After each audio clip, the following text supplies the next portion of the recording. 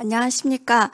금일 러시아 CIS 제약 바이오 시장 진출 전략 발표를 맡게 된 법무법인 율촌 조은진 러시아 변호사입니다. 발표에 앞서 간략하게 제 소개를 드리도록 하겠습니다. 저 같은 경우에는 초등학교 3학년에 모스크바로 유학을 가게 돼서 모스크바에서 초, 중, 고, 학사, 석사, 박사를 졸업하고 2019년도에 법무법인 율촌 러시아 팀에 합류하게 되었습니다. 금일 발표 같은 경우에는 20분으로 제한이 되어 있기 때문에 바로 발표로 넘어가도록 하겠습니다.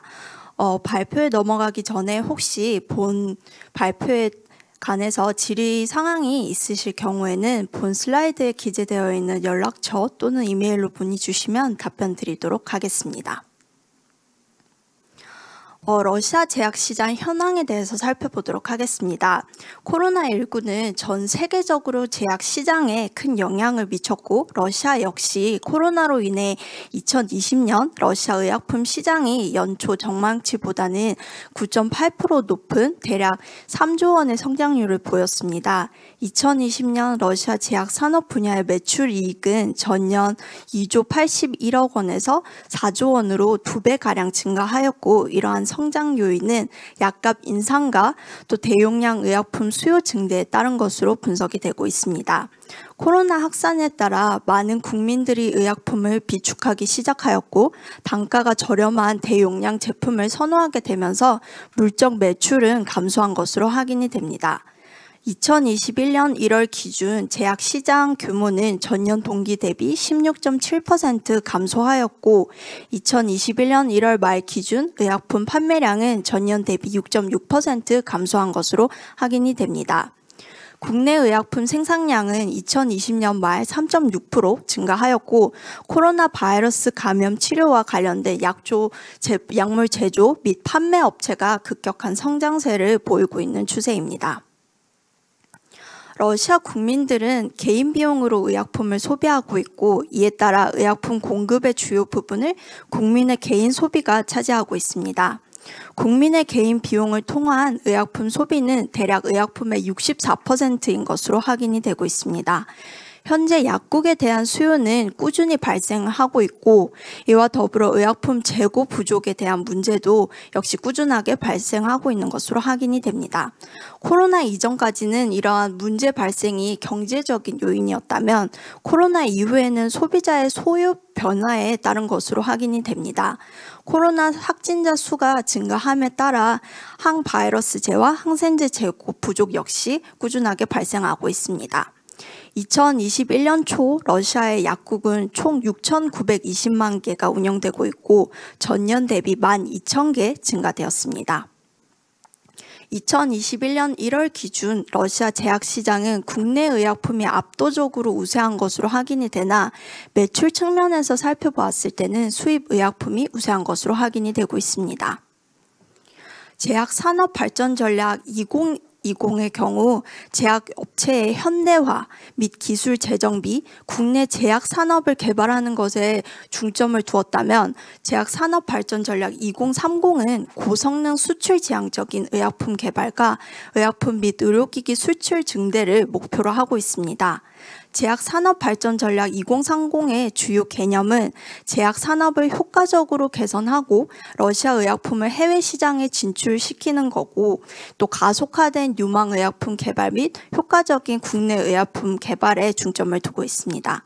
해당 전략에 따르면 2030년까지 의약품 수출이 26억 불에 이를 것으로 전망이 되고 있습니다. 2021년부터 러시아의 모든 신약 승인은 유라시아 경제연합 규정을 따르게 되어 있고 단일 제약 시장 조성에 따라 유라시아 경제연합 회원국들 간 의약품 세관 절차가 없어지며 제품 인허가 및 안전 규정의 경우 통합되었습니다. 의약품의 수입은 유라시아 경제연합의약품 등록부에 등록된 의약품만 수입이 가능하며 등록되어 있지 않은 의약품의 경우에는 보건부 수입 허가증을 취득을 하여 진행을 하실 수 있습니다. 바이오 의약품은 러시아 의약품 유통에 관한 러시아법과 러시아 보건법에 따라 규정되어 있습니다. 제약 산업 관련하여 외국 법인에 대한 진출 규제는 별도로 없으며 외국 법인은 러시아 정부가 시행하고 있는 의료용 의약품 유통 모니터링 시스템 작업을 수행하기 위해서는 러시아 대표 사무소를 설립하고 제약 관련 인허가를 취득해야 합니다. 의약품 수입은 별도의 허가를 취득하지 않아도 되나 제조사의 경우에는 수입 의약품의 품질을 러시아 GMP에 부합하는지 최우선적으로 확인을 하셔야 합니다. 미등록된 의약품의 경우 앞서 말씀드린 바와 같이 보건부의 승인을 취득하신 후 진행하실 수 있습니다. 최근 러시아 정부는 의약품 국가 등록을 간소화하기 위해 의약품 유통 관련 법률을 개정안을 채택하였고 해당 개정안에 따르면 외국 제약업체들의 GMP 규정 준수에 대한 평가 보고서 대신 외국 제약업체의 검사를 승인한다는 내용의 러시아 연방 관련 당국의 결정문을 제출하는 것을 대체하는 것으로 방향을 검토하고 있습니다. 이하 다음으로는 러시아에 어떤 유형으로 진출을 하실 수 있는지 살펴보도록 하겠습니다. 러시아 진출 법인 유형은 크게 대표 사무소와 현지 법인으로 나눠진다고 보시면 됩니다. 현지 법인으로는 유한회사, 주식회사 이렇게 있고 대표 사무소로는 지점과 연락사무소가 있습니다. 많은 분들이 지점과 연락사무소 그리고 현지 법인에 대한 차이점을 문의를 많이 주시는데요. 지점과 연락사무소의 경우 한국 본사와 연결되어 있는 법인이라고 보실 수 있으며 연락사무소 같은 경우에는 비영리 활동만 할 수 있고 통상적으로는 연락사무소의 개설 목적은 시장 조사라든지 아니면은 현지 법인을 설립하기 전 단계에서 해당 법인을 홍보하기 위해서 개설이 된다고 보시면 될 것 같습니다. 반면 러시아 연락사무소와 다르게 지점의 경우에는 영리 활동을 할 수 있고 현지 법인처럼 다만 현지 법인과 지점의 차이는 현지 법인은 한국 본사와 분리되어 있는 단독 법인이라고 보시면 될 것 같습니다. 그래서 현지 법인 관련해서 주식회사와 유한회사 둘 중에 어떤 형태로 진출하는 것을 선호하냐고 많이들 문의를 주시는데요. 이 부분 관련해서는 확실히 주식회사보다는 유한회사 형태로 많이들 진출을 하시고 계십니다. 그 이유는 일단 최소 법정 자본금이 주식회사에 비해 낮은 편이고 그리고 소요 기간이라든지 아니면은 절차 부분에 있어 주식회사보다는 유한회사가 좀 더 간편하다고 보시면 될 것 같습니다. 그리고 유한회사 같은 경우에는 설립 이후에 주식회사로 전환이 필요하다라고 느끼실 경우에는 주식회사로 언제든지 전환이 가능하기 때문에 우선 첫 단계에서는 유한회사 형태로 진출을 하신 후 향후 주식회사로 전환하시는 것을 권장드리고 있습니다. 현재 국내 기업의 러시아 진출 형향을 간략하게 살펴보도록 하겠습니다. 현재 모스크바에 대략적으로 120여 개의 국내 기업이 진출해 있는 반면 상피테르부르크 같은 경우에는 30여 개의 국내 기업이 진출해 있는 것으로 확인이 됩니다. 현 시점까지는 모스크바 같은 경우에는 러시아 수도이다 보니 많은 투자자들의 이목이 모스크바에 집중이 되어 있다면 현재 러시아 정부는 상피테르부르크의 정부 지원 또는 세제 혜택 등으로 외국인 투자자를 유치할 수 있도록 이런 정책들을 발표를 하고 있습니다. 그래서 현 시점에서는 모스크바뿐만 아니라 상피테르부르크에도 많은 투자자들이 관심을 집중하고 있고 또 현재 실제로도 많은 기업들이 진출을 계획하고 있는 것으로 확인이 됩니다. 러시아 CIS 유한 책임회사 설립 절차는 대략적으로 비슷하다고 보시면 되고요.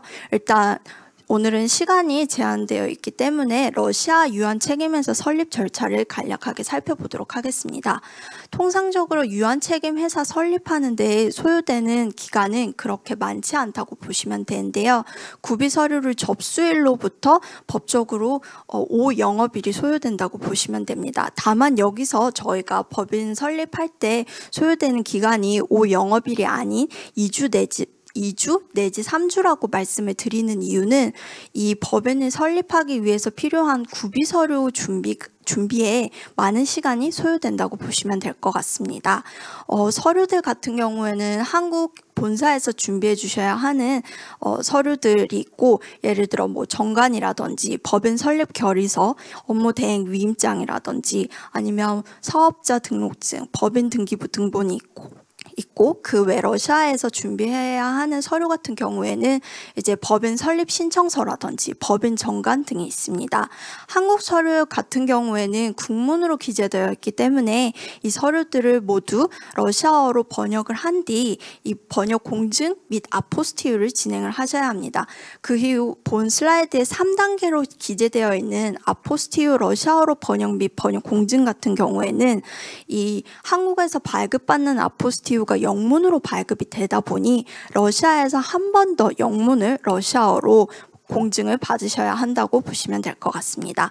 이후에는 러시아는 다른 나라와 달리 이 법인 설립 절차를 등기청이 아닌 세무서에서 진행을 하기 때문에 구비 서류가 모두 준비가 된다면은 러시아 세무서에 법인 설립 신청서를 접수를 해주시면 됩니다.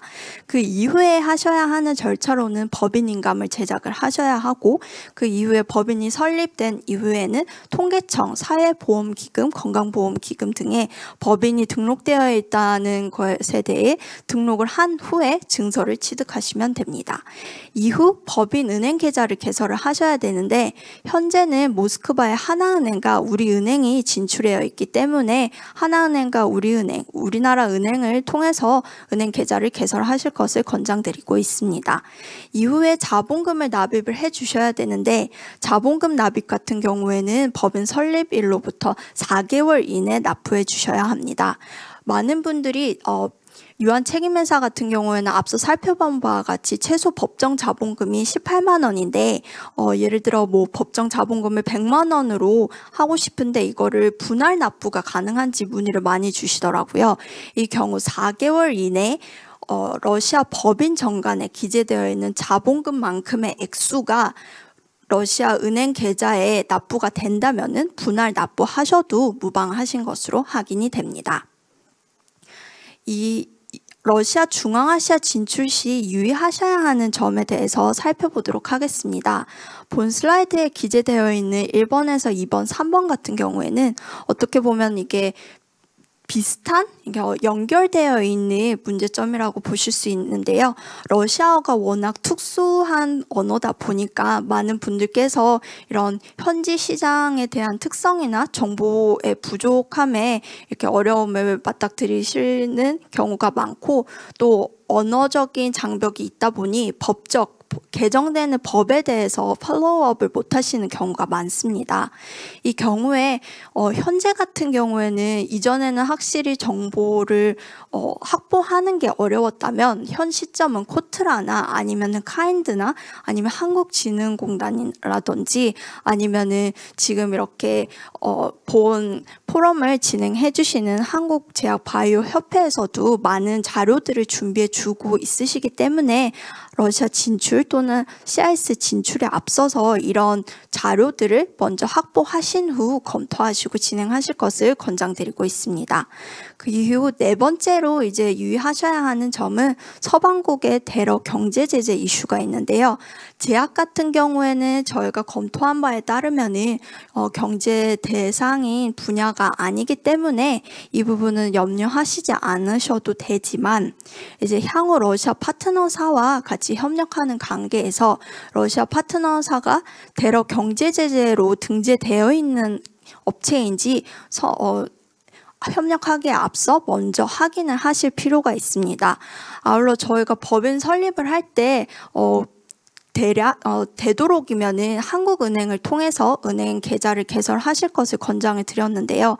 이 부분 관련해서도 저희 한국 금융 시스템 같은 경우에는 미국 시스템과 연관이 되어 있기 때문에 한국에서 러시아로 송금을 할 때 이제 제한적인 부분이 있을 수 있습니다. 이 부분 같은 경우에는 한국은행에서 러시아 은행 계좌로 송금을 할 때 만약에 러시아 은행이 제재 대상인 경우에는 한국 은행에서 송금을 할 수 없기 때문에 가능한 제재 대상이 아닌 은행을 통해서 은행 계좌 개설하실 것을 권장을 드리고 있고, 아울러 러시아 파트너사와 협력을 하실 때도 반드시 러시아 협력사가 주 거래하는 은행이 제재 대상으로 등재되어 있는지에 대해 한 번 더 확인하실 필요가 있습니다.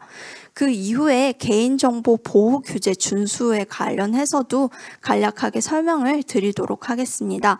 개인정보 보호 규제 준수 관련해서는 많은 분들께서 러시아에 현재 진출해 있고 딱히 어떤 활동을 하고 있지 않고 근로자 수도 그렇게 많지 않는데 개인정보 보호를 준수를 해야 하는지 문의를 주시는 부분도 많았는데요. IT 기업뿐만 아니라 모든 국내 기업이 러시아에 진출할 때는 어떻게 해서든 이제 근로자, 예를 들어 근로자로 예시를 들면은 근로계약을 체결을 할 때 이 근로자에 대한 정보 수집과 그리고 개인정보 처리가 진행이 되기 때문에 이 부분 관련해서는 개인정보 보호 정책이라든지 아니면은 이 개인정보 보호에 대한 체계를 앞서 좀 어떻게 구체적으로 이런 부분들을 개발하실 필요가 있다고 보시면 될 것 같습니다. 아울러 본사 측에 이제 현지 채용된 근로자에 대한 정보를 전달하기에 앞서서는 이 개인정보 처리, 그러니까 수집과 처리를 할 근로자로부터 동의서를 국외 이전에 대한 동의서를 취득하셔야 된다고 보시면 될 것 같습니다. 이제 마지막으로 한 가지 더 말씀드리자면 많은 분들이 현지 법인에 진출하고 나서는 이제 기장 업무 관련해서 문의도 많이 주시는 편인데요. 이 러시아 법인을 설립을 하고 난 다음에 별도의 활동이 없다 하더라도 소득이 0이라고 하더라도 이제 분기별 법인 소득세, 소득에 대한 신고서를 제출을 해야 합니다. 이 부분 관련해서는 만약에 법인 설립 후 해당 분기에 이 소득 신고서를 제출하지 않을 경우에는 가징금이 부과될 수 있으므로 이 부분에 대해서 염두해 두시면 좋을 것 같고요. 법인 진출할 때 이미 사전에 어떻게 세무 회계 관련 이슈는 처리를 할 건지에 대해서 미리 검토를 하시고 진행하시면 좋을 것 같습니다. 아울러 법인 진출 시 법인장을 누구로 선임을 할 건지, 그리고 만약에 외국인을 법인장으로 선임을 할 경우에는 이제 어떤 업체를 통해서 또는 어떻게 비자 발급을 초청장과 노동허가증을 발급하실 건지에 대해 사전에 협의를 하시고 이 절차에서 진행 착오가 없도록 해주시도록 권장을 드리고 있습니다. 러시아어 같은 경우에는 확실히 이 언어라는 장벽도 있고, 그리고 최근에 법 관련돼서도 개정이 자주 이루어지고 있기 때문에 이런 부분 관련해서는 많은 국내 기업분들이 큰 어려움을 겪고 계신 것으로 확인이 됩니다.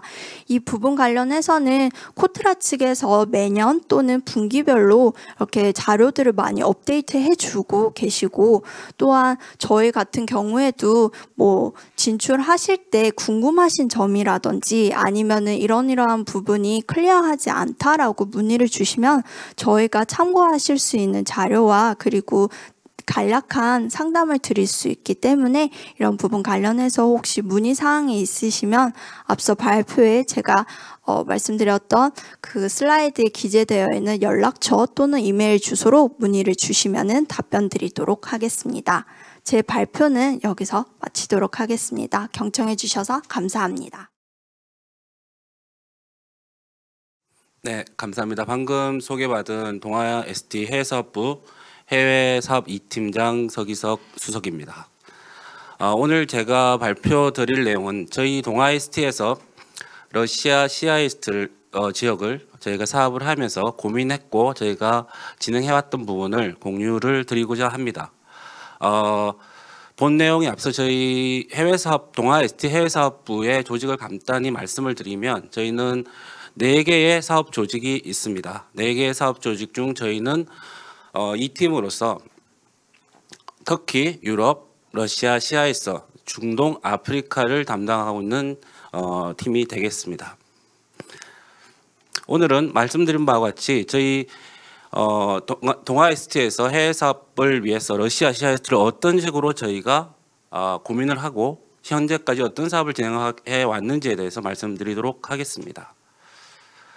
순서는 각 시장에 대한 러시아를 포함한 CIS 시장에 대한 시장의 특징을 말씀드리는 시장 개요, 그리고 그에 따른 주요 정책들을 설명을 드리고 주요 정책을 어떻게 저희가 효과적으로 사용을 해서 사업을 했는지에 대한 동아 ST 사업 현황 및 방향에 대해서 말씀을 드리도록 하겠습니다. 우선 각 시장, 러시아 및 CIS의 시장에 대한 특성을 저희 해외사업부가 어떻게 보고 있는지, 동아 ST 해외사업부가 어떻게 보고 있는지에 대해서 잠깐 말씀드리도록 하겠습니다. 러시아 CIS는 앞에 발표자께서 말씀하셨듯이 중국과 인도를 아우르는 파머징 시장의 중요한 국가 중에 하나입니다. 러시아는 현재 저희가 파악한 바로는 30조 이상의 시장 규모를 가지고 있고 현재 평균 5%에서 6% 이상의 지속적인 성장을 하고 있습니다. 그리고 중요한 특징으로서는 과거에는, 현재는 많이 바뀌었지만 과거에는 많은 부분이 수입 의약품에 의존을 하고 있었고, 그리고 필수 의약품은 여러 사회주의 국가의 시스템과 마찬가지로 정부에서 구매해서 무상 지원을 하는 경우가 많았습니다. 그리고 최근에는 자국보호 산업 및 자국의약품 산업의 발전을 위해서 여러 가지 제도적 규정이 변화가 많이 있습니다. 그래서 특히 의약품 진출에 필수적인 등록 및 GMP 인스펙션이 매우 강화되고 있는 상황입니다. 이 역시 저희가 매우 중요하게 봐야 될 부분입니다. 그리고 CIS 부분에서는 저희가 최근 러시아 CIS 쪽에 큰 이제 변화가 많이 진행되고 있는데 그 중에 가장 큰 변화라고 볼 수 있는 유라시아 동맹, 이에 이후에 직접적인 연관이 있는 카자흐스탄과 벨라루스에 대해서만 간단히 말씀드리도록 하겠습니다. 카자흐스탄은 현재 시장 규모는 5천억 정도이고 특징적으로 저희가 주목해야 될 사항들은 카자흐스탄은 현재 자국 산업을 집중적으로 육성하기 위해 여러 가지 많은 제도적 지원을 해주고 있습니다. 특히 정부 공급을 위한 텐더 물량에 대해서는 10년 이상의 장기 계약을 통해서 현지 기업들을 장려를 하고 있는 상황이며 이러한 상황 속에서 특히 이제 EAU 회원국 간의 의약품의 어떤 교류들을 활성화를 시킬 수 있는 중요한 핵심 국가 중에 하나라고 파악을 하고 있습니다. 그리고 벨라루스 역시 현지 생산품이 70% 이상이지만 대부분의 시장이 공공조달, 특히 정부 입찰로 많이 이루어지고 있는 상황입니다. 방금 말씀드린 이러한 간략한 시장 배경과 그리고 저희가 출장이라든지 그레처와 협의함을 통해서 저희가 3개의 키노트를 다음과 같이 추출하였습니다. 그 키노트는 첫 번째는 로컬 프로덕션, 현지 생산이 가장 중요한 키 포인트로 볼 수 있겠습니다. 그리고 정부 입찰, 기존의 프라이빗 시장은 이미 러시아 자국 시장과 수입품 등으로 상당히 힘든 부분이 많이 있습니다. 그러나 입찰 시장은 저희가 그 입찰의 생리와 입찰의 구조를 잘 안다면 충분히 도전해 볼 수 있는 시장이라고 판단을 하고 있습니다. 그리고 방금 말씀드린 유라시아 경제동맹 EAU에 현재 변화되고 있는 의약품의 제도 규정이라든지 의약품의 시장을 잘 활용했을 때 저희가 아주 중요한 부분을 활용할 수 있을 거라고 생각을 하고 있습니다. 다음은 방금 말씀드린 3가지의 주요 키포인트를 뒷받침할 수 있는 주요 정책에 대해서 설명을 드리도록 하겠습니다. 첫 번째로는 현지 생산에 대한 주요 정책입니다. 방금 그 전 발표자께서 말씀하셨듯이 파마 2020, 파마 2030이 아주 중요한 정책의 변화입니다.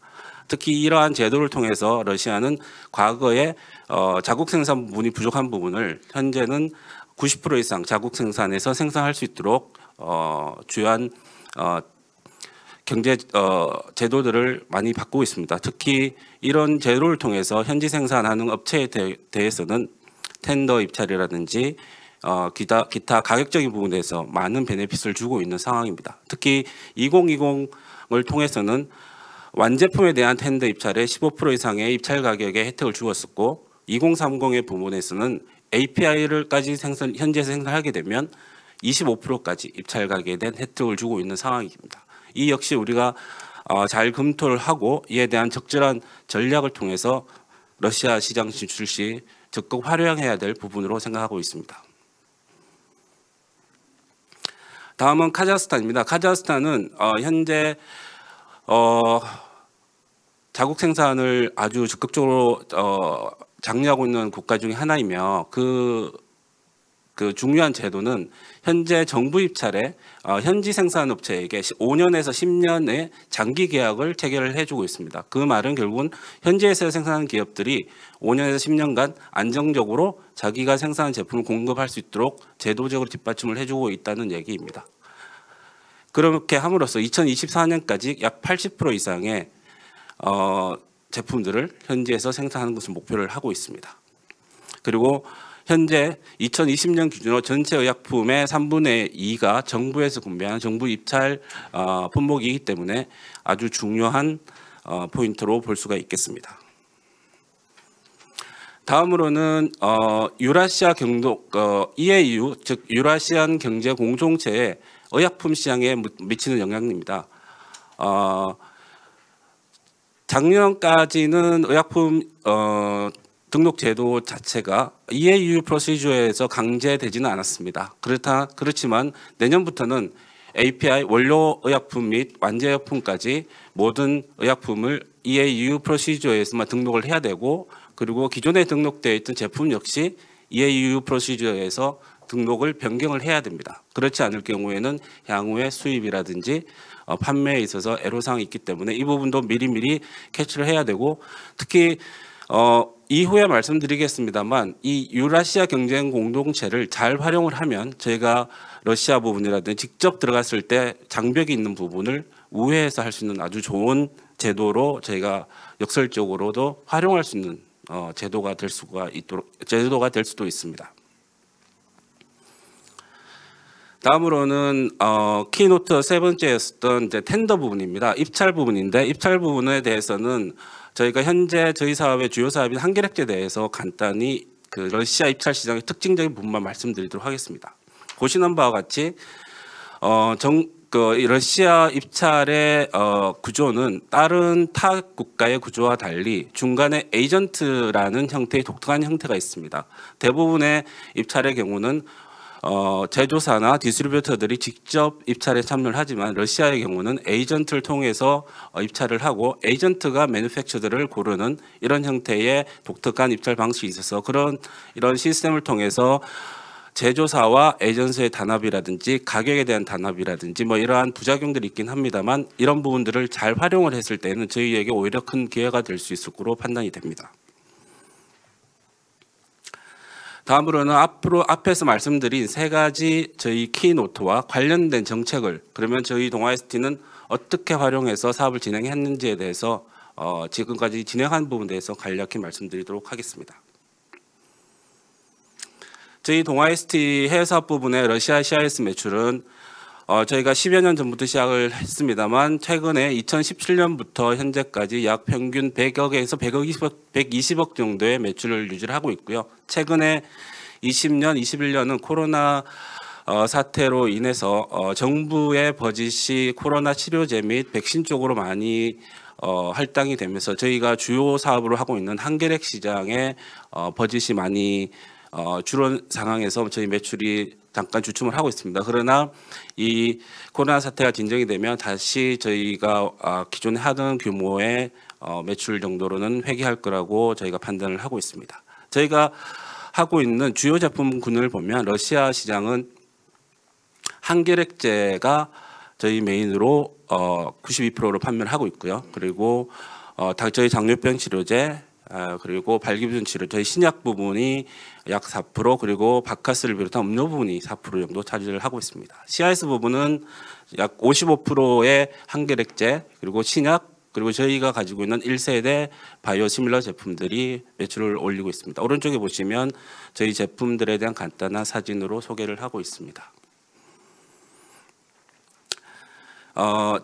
다음은 저희가 앞에 말씀드린 주요 포인트를 전략적으로 사용한 부분을 간략히 저희가 요약을 해보았습니다.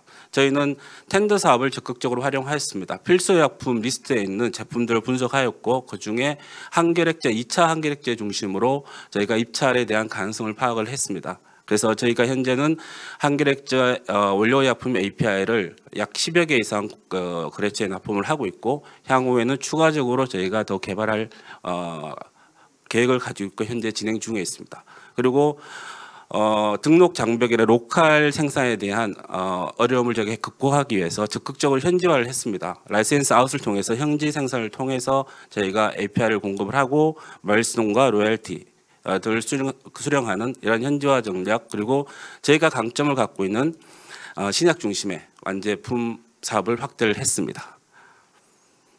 아래 보시면 제가 현재 사업을 진행하고 있는 한계렉제 그리고 발기부전 치료제, 당뇨병, DPP4 이니비터 신약들에 대한 그림들이 있습니다. 다음 슬라이드는 저희가 주요로 하고 있는 러시아 결핵제에 대해서 왜 우리가 러시아 결핵제 입찰 시장을 중점적으로 공략을 하는지에 대한 간략한 슬라이드입니다.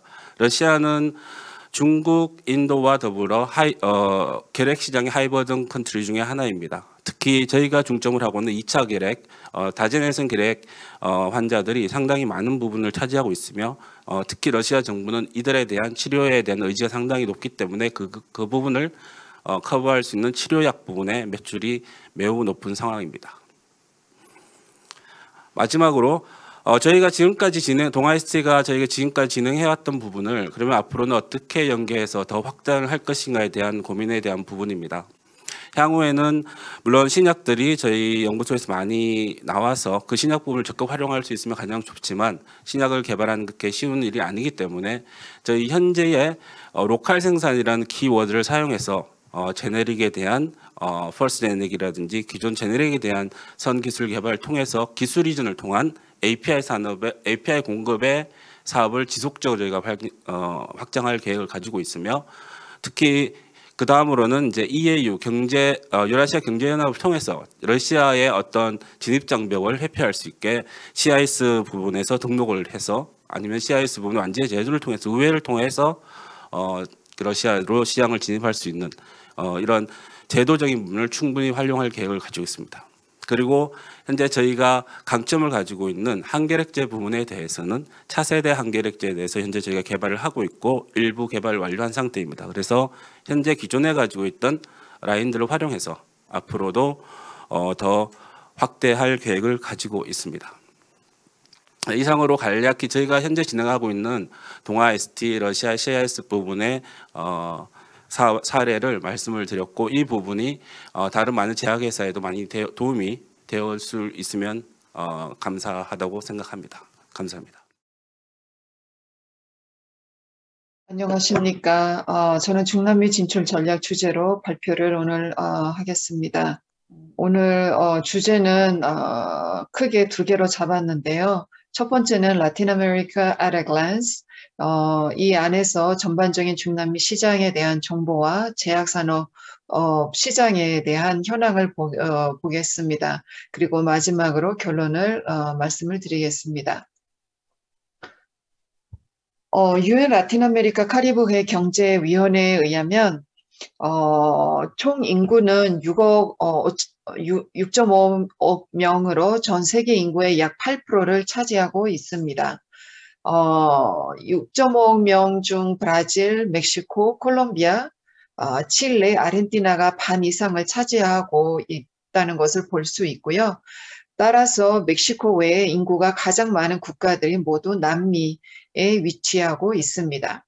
그리고 전 세계적으로 고령화 인구가 중남미 역시 증가하고 있습니다. 2025년에는 60세 이상 되는 인구가 14.6 증가할 것으로 전망하고 있습니다. 그리고 현재 고령화 인구수가 가장 높은 국가들은 쿠바, 아르헨티나, 우루과이, 코스타리카, 그 다음으로 브라질, 콜롬비아, 엘살바도르, 파나마, 페루, 그리고 멕시코, 에콰도르, 파라과이로 돼 있습니다. 고령화 인구로 만성질환 환자도 자동적으로 늘 것을 볼 수가 있습니다. 먼저 지금 중남미 지역에서 코로나 현황에 대해서 살짝 볼 건데요. 금년 10월 말 기준으로 볼 때 중남미 지역에서 사망률이 가장 높았던 국가는 브라질, 그 다음에 멕시코, 페루입니다. 페루 같은 경우 미국 존스 홉스킨스 대학교에 의하면 바이러스로 타격이 가장 많이 받은 나라 중에 하나라고 합니다. 사실은 이 페루 같은 경우에 총 인구가 3천만 명밖에 안 되는데 여기에서 18만 명이 사망했고 셧다운을 엄격하게 했었지만 예방에 집중하지 않았고 응급실에 오는 환자들 대응 부족, 산소통 부족, 이런 열악한 의료 서비스 시스템의 원인으로 지목되고 있습니다. 물론 이게 전반적인 라틴 아메리카의 좀 특징이기도 하죠. 그런데 특히 페루에서는 조금 더 심각한 그런 사망률이 높게 나온 것을 볼 수가 있습니다. 멕시코 같은 경우 의료진이 가장 많이 사망한 것으로 발표하고 있습니다. 세계에 7,000명이 의료진들이 사망한 걸로 나오는데 멕시코만 한 1,400명이 사망을 했습니다. 이 멕시코, 제가 이제는 멕시코에서 살고 있는데요. 멕시코의 그 주변진 친구 의사들, 퍼블릭 섹터에서 일하는 친구들을 로부터 얘기 들었을 때, 간호사 의사들한테 얘기를 들었을 때 사실은 뭐 장갑, 일회용 장갑, 마스크 이런 기본적인 것들이 없어서 본인들이 사서 착용하고 그렇게 했다고 합니다. 그러니까 얼마나 참 안 좋은 환경에서 의사들이 일했었다라는 것을 볼 수가 있습니다. 중남미 지역에서 팬데믹을 극복하기 위해서는 1차 보건 의료 투자가 매우 필요한 것으로 여러 중남미에 관련된 국제기구들이 발표를 하고 있습니다. 그 다음에 백신 현황에 관련해서는요, 이거는 저는 11월 12일 날짜 기준인데요. 가장 그 2차 접종까지 완료한 데는 거의 75%까지 완료한 국가가 우루과이, 그 다음에 칠레가 있는데요. 그리고 쿠바가 있습니다. 그리고 멕시코 같은 경우는 사실은 제가 여기에서 살아서 저는 한 80%까지 이제는 됐다고 생각을 했습니다. 왜냐면은 나름대로 잘 준비를 했고 체계적으로 잘 진행을 했다고 생각을 했는데 데이터로 볼 때는 사실은 48%밖에 달성을 못했어요. 칠레 같은 경우는 벌써 2차까지 거의 완성을 했고 그 다음에 3차 백신 접종이 시작한 걸로 알고 있습니다. 그 다음에 이제는 뭐 우루과이 같은 경우는 주로 뭐 파이자 그 다음에 시노박 백신을 구매를 해서 접종을 했고요. 멕시코 같은 경우는 아주 다양하게 모든 뭐 모더나, 뭐 파이저, 시노팜, 뭐 아스트라제네카, 뭐 스푸트닉 다 골고루 들어와서 접종이 되고 있습니다. 요즘에는 이제는 어린아이들이 청소년들이 지금 접종을 받고 있는 중입니다.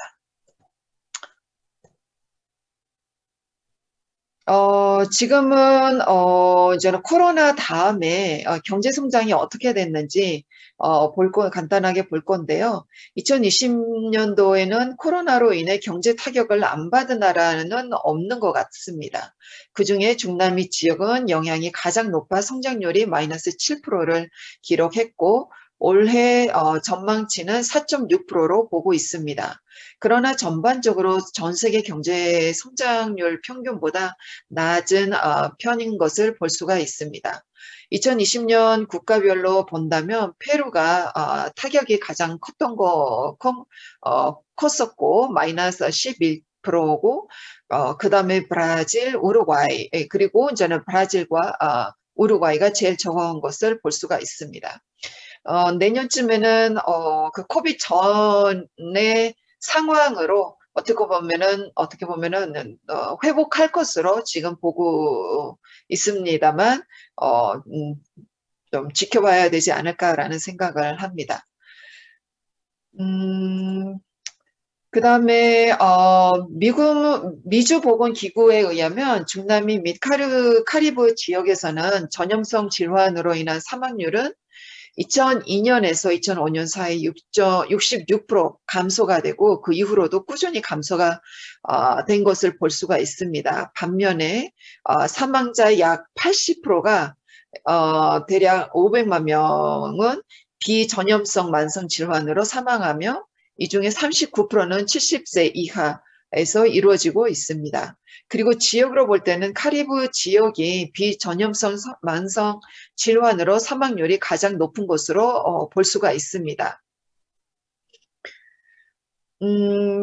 여기 보시는 표는 남성 기준인데요. 엘살바도르가 여기 표가 그림이 조금 작아서 안 보일 수도 있는데요. 엘살바도르 및 니카라과만 빼고 모든 중남미 국가들은 65세 이상 사망 원인은 심장 질환이 1위고요. 그 다음에 뇌졸중, 그 다음에 전립선암, 당뇨, 만성 심장병, 만성 폐쇄성 폐질환, 으로 돼 있습니다. 중남미 지역의 또 하나의 특징은 여기에 제가 표시를 안 했지만 비만 및 과체중이 참 문제인데요. 중남미 지역 인구 23%가 비만이고 한 3개국 국가만 빼고 모두 과체중 문제를 갖고 있습니다. 이런 부분에서 앞장서고 있는 나라는 멕시코와 칠레입니다. 멕시코 같은 경우 이런 심각한 문제로 인해 패키징, 모든 식품에 패키징돼 있는 식품에 세계보건기구 기준에서 벗어날 경우, 그 기준에서 벗어날 경우 뭐 나트륨 초과, 당 초과, 지방 초과 등이라는 레이블링을 의무화했습니다. 그래서 이런 멕시코 정책을 다른 중남미 국가에서도 시범 적용하는 걸로 검토하고 있는 걸로 알고 있습니다. 이 슬라이드에 언급하지는 않았으나 흡연 및 과다음주 또한 매우 심각한 문제인 상황입니다. 고령화 인구가 증가하고 있는 중남미 지역에서는 아까 말씀드린 대로 당뇨, 고령화로 인한 기타 질병들이 증가하고 있는 추세입니다. 이제는 중남미 지역의 이제 제약 시장이 현황에 대해서 조금 볼 건데요. 2023년 세계 제약 시장에서 라틴 아메리카 비중은 7.5% 예상하는 가운데 컨설팅 업체 글로벌 헬스 인텔리전스라는 업체에서 쪽에서 볼 때는 9.3%로서 보다 더 긍정적으로 예측하기도 하고 있습니다. 특히 이런 성장은 아르헨티나, 브라질, 멕시코 및 콜롬비아 같은 이 4개국을 제약시장 성장 가능성을 높게 보고 있습니다.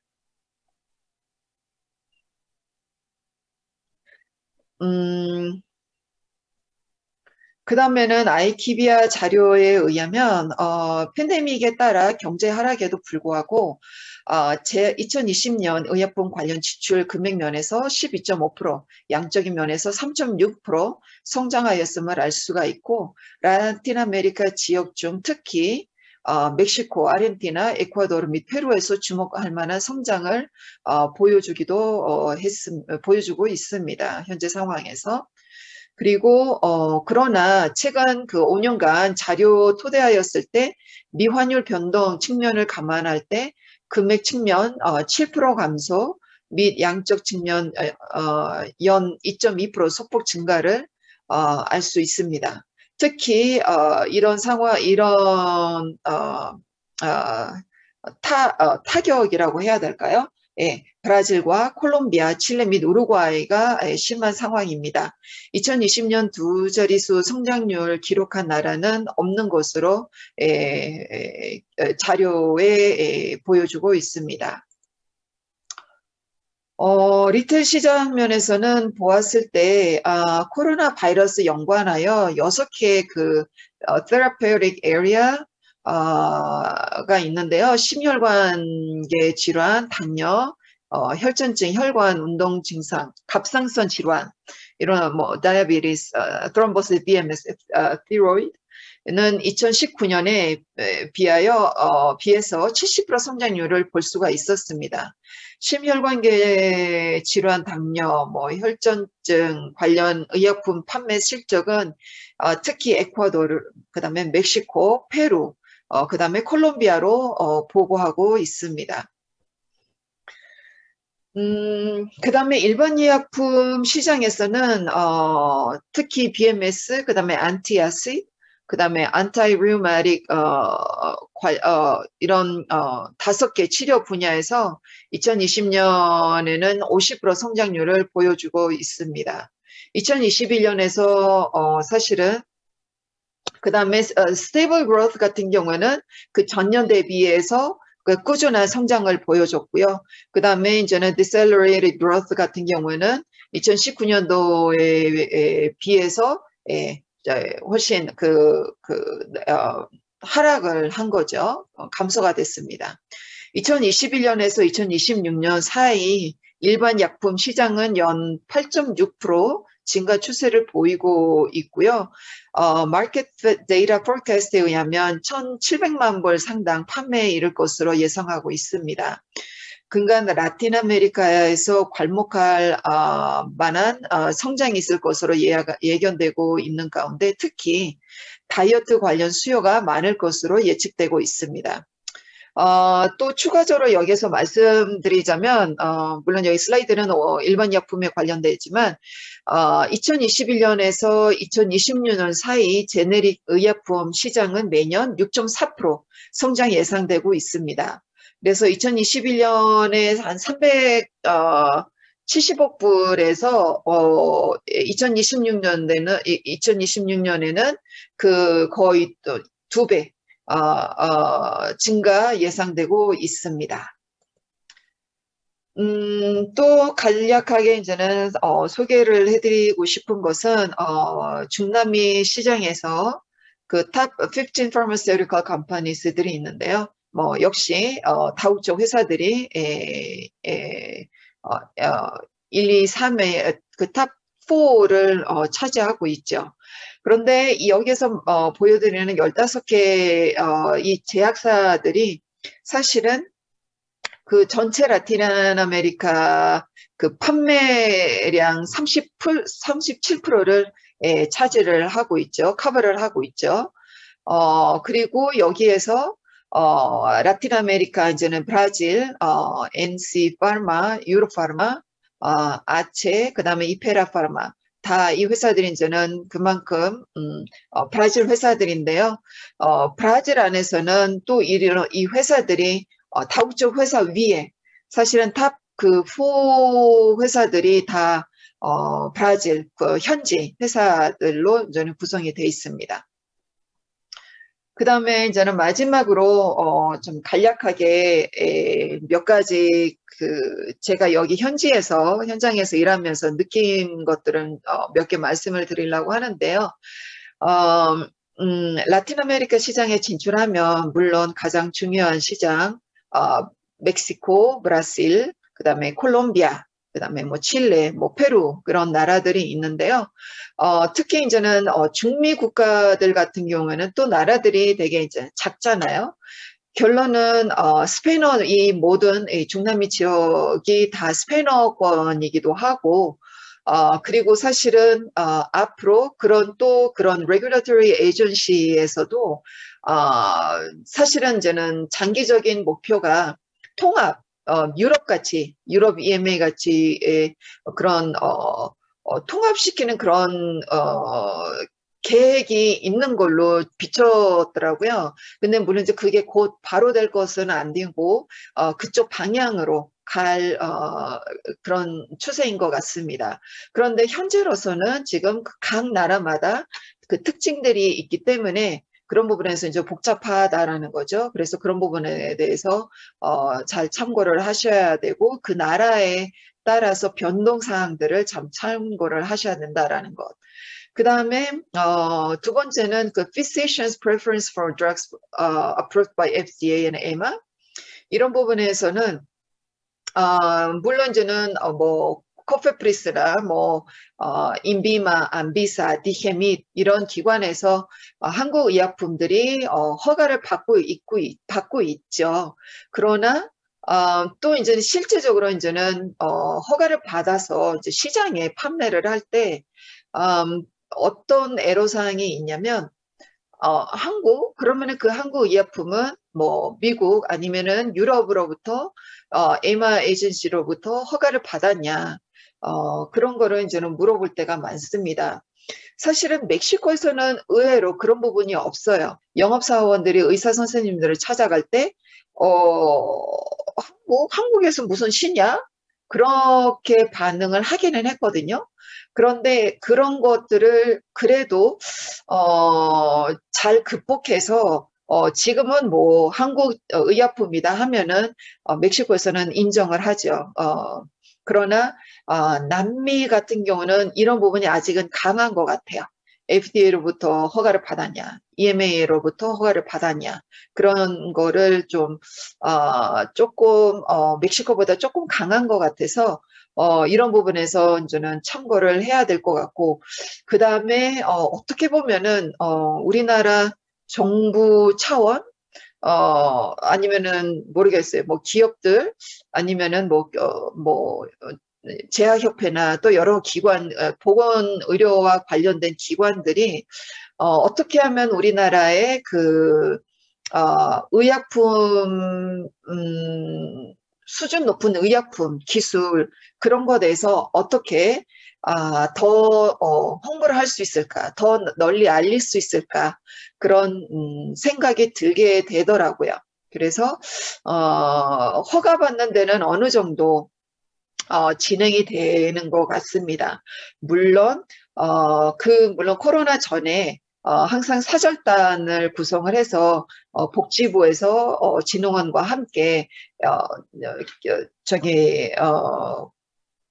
기업 국가들을 방문할 때 거기에서 식약처나 그날의 보건부와 그런 협력이 사실은 매우 큰 성과를 얻는 것 같아요. 제가 직접 볼 때 그렇기 때문에 그 정부의 역할이 우리나라 정부의 역할이 매우 중요하다고 저는 봅니다. 역량이 크다고 생각을 합니다. 그리고 특히 코로나 이후로는 우리나라의 그런 K 방역을 통해서 우수성 우리나라의 그 보건의료에 대한 우수성을 훨씬 더 인지를 하는 것 같아요. 그래서 이런 계기로 더 우리나라에 대한 제약산업 우리 기술에 대해서 조금 더 널리 알리면 이 지역에 훨씬 더 우리 기업들이 진출하는데 쉽지 않을까라는 생각이 듭니다. 물론 다 기업의 역할이겠죠. 그러나 우리나라의 정부의 역할은 진짜 크다고 저는 봅니다. 그리고 우리나라 같이 우리나라 정부처럼 산업을 위해서 노력하는 거는 과연 어떤 나라가 또 있을까요? 라는 생각을 합니다. 한 2012년 제가 제약협회에서 근무할 때 일본 제약협회 실무자랑 얘기를 하면서 너희들은 좋겠다. 정부에서 이렇게 많이 지원을 해주기 때문에 우리는 그런 거 없다. 그런 얘기를 한 게 기억이 나더라고요. 그래서 이런 부분에서 정부의 역할이 기업들이 진출할 수 있도록 매우 중요하다고 저는 봅니다. 그 다음에 메디컬 샘플 부분에서는 그 메디컬 샘플이 사실은 멕시코뿐만 아니라 아직도 라틴 아메리카에서 이거는 강합니다. 이게 2개짜리, 뭐 4개짜리 환자한테 줘서 무슨 소용이 있냐 하겠는데요. 아직까지는 사실은 라틴 아메리카에서는 마케팅하기 위해서 그 전략 중에 하나가 그 샘플이에요. 근데 그걸 떠나서 여기서 꼭 참고했으면 하면은 좋은 부분은 등록 허가 절차 때 특히 중미, 남미에서는 메디컬 샘플 그 프레젠테이션도 다 등록을 해야 돼요. 그러니까 뭐 2개짜리, 4개짜리 그런 거를 아예 처음부터 의약품을 등록을 할 때 그냥 여러 옵션을 미리 등록을 해 놓으시는 게 좋을 거예요. 왜냐면은 처음에 한국 기업은 대부분 남미 진출할 때 메디컬 샘플에 대한 개념, 인식이 없기 때문에 그냥 의약품만 등록하면 되겠다라는 생각을 하는 거죠. 뭐, 메디컬 샘플, 그래, 뭐, 2개짜리, 뭐, 아니면 뭐, 5개짜리, 10개짜리로만 등록해줘. 그렇게 하는데요. 나중에 문제예요. 왜냐면 이제 실질적으로 이제는 허가 나올 때, 진출하기 위해서 그런 모든 마케팅 전략을 세울 때, 이게 꼭 필요하단 말이에요. 그렇기 때문에 이런 부분에 대해서는, 그러면은 그때 또 허가 그 식약처에다가 다시 제출해야 돼요. 왜냐면은 뭐 14개짜리를 등록을 했다. 그럼 이거는 사용을 못 하는 거죠. 그러면 4개짜리, 2개짜리를 다시 등록을 시켜야 돼요. 그렇기 때문에 아예 처음부터 의약품을 등록을 시킬 때 메디컬 샘플 프레젠테이션도 여러 옵션을 갖고 등록을 해놓은 게 나중에 조금 더 수월하지 않을까라는 생각을 합니다. 그 다음에 뭐 아시다시피 라틴 아메리카는 아직도 뭐 정치적인 거, 그 다음에 경제 이런 게 조금 안전하지 않기 때문에 불안전한 그런 거에 대해서 꾸준히 그런 것을 참고를 하셔야 된다라는 거. 그 다음에 그리고 문화, 언어. 사실은 스페인어가 영어랑 많이 비슷한데요. 의외로 라틴 아메리카 또 최근에 어떤 뉴스 기사를 봤는데 영어를 가장 못하는 나라 중에 거의 대부분 남미에 있더라고요. 중남미에. 그나마 좀 잘하는 나라는 아르헨티나, 우루과이, 뭐 칠레 그 정도. 그 외에는 다 스페인어권이에요. 스페인도 아니면 이태리도 제일 못하는 나라. 그러면 더군다나 퍼블릭에 관련된 그런 공무원 정부기관에 있는 자료들은 더군다나 다 스페인어로 됐다라는 거죠.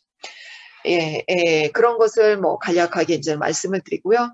그 다음에 뭐 기회라고 한다면 어쨌든 라틴 아메리카의 그 6억 인구의 그런 포텐셜 환자들이 있다라는 거, 그 다음에 고령화 인구로 이제는 계속 추세가 증가하고 있다라는 거, 전망 있는 시장이라는 것을 참고하시면 될 것 같습니다. 네, 저의 발표는 여기까지입니다. 전반적인 얘기이기 때문에 조금 도움이 됐으면 좋겠습니다. 감사합니다. 네, 안녕하십니까. 멕시코 사례를 발표할 한국 유나이티드 제약 해외 영업팀의 조한선입니다. 저희가 지난 올해 6월 달에 멕시코 정부에 항암제를 공급하는 계약을 체결을 하였습니다. 연간 1,400만 불, 16개 항암제 제품을 연간 1,400만 불, 그리고 4년간 최대 6천만 불 규모까지 공급하는 계약을 체결을 하였는데요. 오늘은 그렇게 저희가 할 수 있었던 배경하고 요인에 대해서 정리한 내용을 말씀드리도록 하겠습니다. 아무쪼록 중남미 시장에 관심 갖고 계신 분들께 조금이나마 참고가 되기를 바라겠습니다.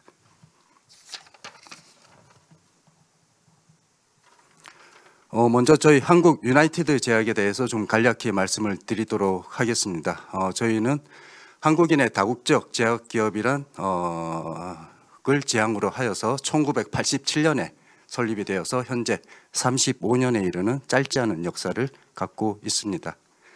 매출액은 전년도 기준 약 2,160억 원 정도이고 수출은 10% 정도 차지하고 있습니다. 수출은 저희가 지금 중남미, 중동, 아프리카, 동남아, 동유럽 등 약 35개 이상 국가에 수출을 진행을 하고 있고요. 특히 중남미에 대해서는 콜롬비아, 인비마, 칠레, 쿠바 같은 주요 레퍼런스 국가 인허가 획득을 통해 가지고 멕시코부터 콜롬비아, 칠레에 이르기까지 12개 국가에 30여 개 제품을 연간 한 500만 불 정도 규모로 수출을 하고 있습니다. 품목은 저희가 계량신약, 항암제, ETC 제품을 주요 제품이라고 말씀을 드릴 수가 있겠는데요. 계량신약은 현재 저희가 국내에서 선두 기업으로 자리매김을 하고 있습니다. 밑에 사진으로 좀 대표 계량신약 보여드리고 있는데요. 항혈전제인 실로스탄 CR, 그리고 소화불량 개선제인 가스테인 CR, 그리고 올해 새로 출시가 된 복합 이상지질증 치료제인 아티메콤비젤 같은 제품들을 대표 계량신약으로 말씀드릴 수가 있겠습니다. 현재 저희 계량신약은 저희 회사 전체 매출의 약 40% 정도를 차지하고 있습니다. 다음은 항암제입니다. 저희가 32개 항암제 제품을 현재 보유하고 생산을 하고 있습니다. 국내에서는 가장 다양한 스펙트럼의 항암제를 보유하고 있고요. 저희가 현재 수출 주력 제품이 항암제라고 말씀을 드릴 수가 있겠습니다. 다음은 약 300여 개 이상의 ETC 제품을 저희가 생산, 판매하고 있고요. 저희 유나이티드 제약의 특이점, 차별점이라고 말씀드릴 수 있는 것은 저희는 이 모든 제품을 해외 라이센스인 없이 직접 자체 기술로 개발하여 생산, 판매를 하고 있습니다. 저희가 완제품 공장으로는 세종시에 2개 공장을 갖고 있고요. 원료 공장이 따로 또 세종시에 있습니다. 그리고 해외 공장으로는 베트남의 완제품 공장을 현재 운영 중에 있습니다.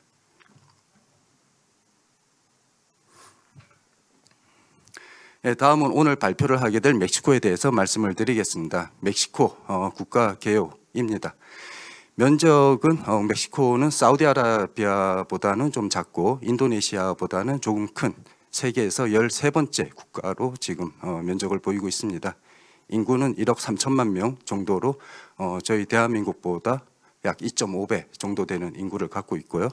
1인당 GDP는 8,000불, 9,000불 정도로 저희 대한민국의 30% 수준을 보이고 있습니다. 의약품 멕시코 시장 규모는 약 110억 달러 정도로 대한민국이 220억 달러인 거에 비하면 약 50% 정도 시장 규모를 보이고 있습니다. 하지만 중남미 전체에서는 브라질에 이어서 2위 의약품 시장이 되겠습니다.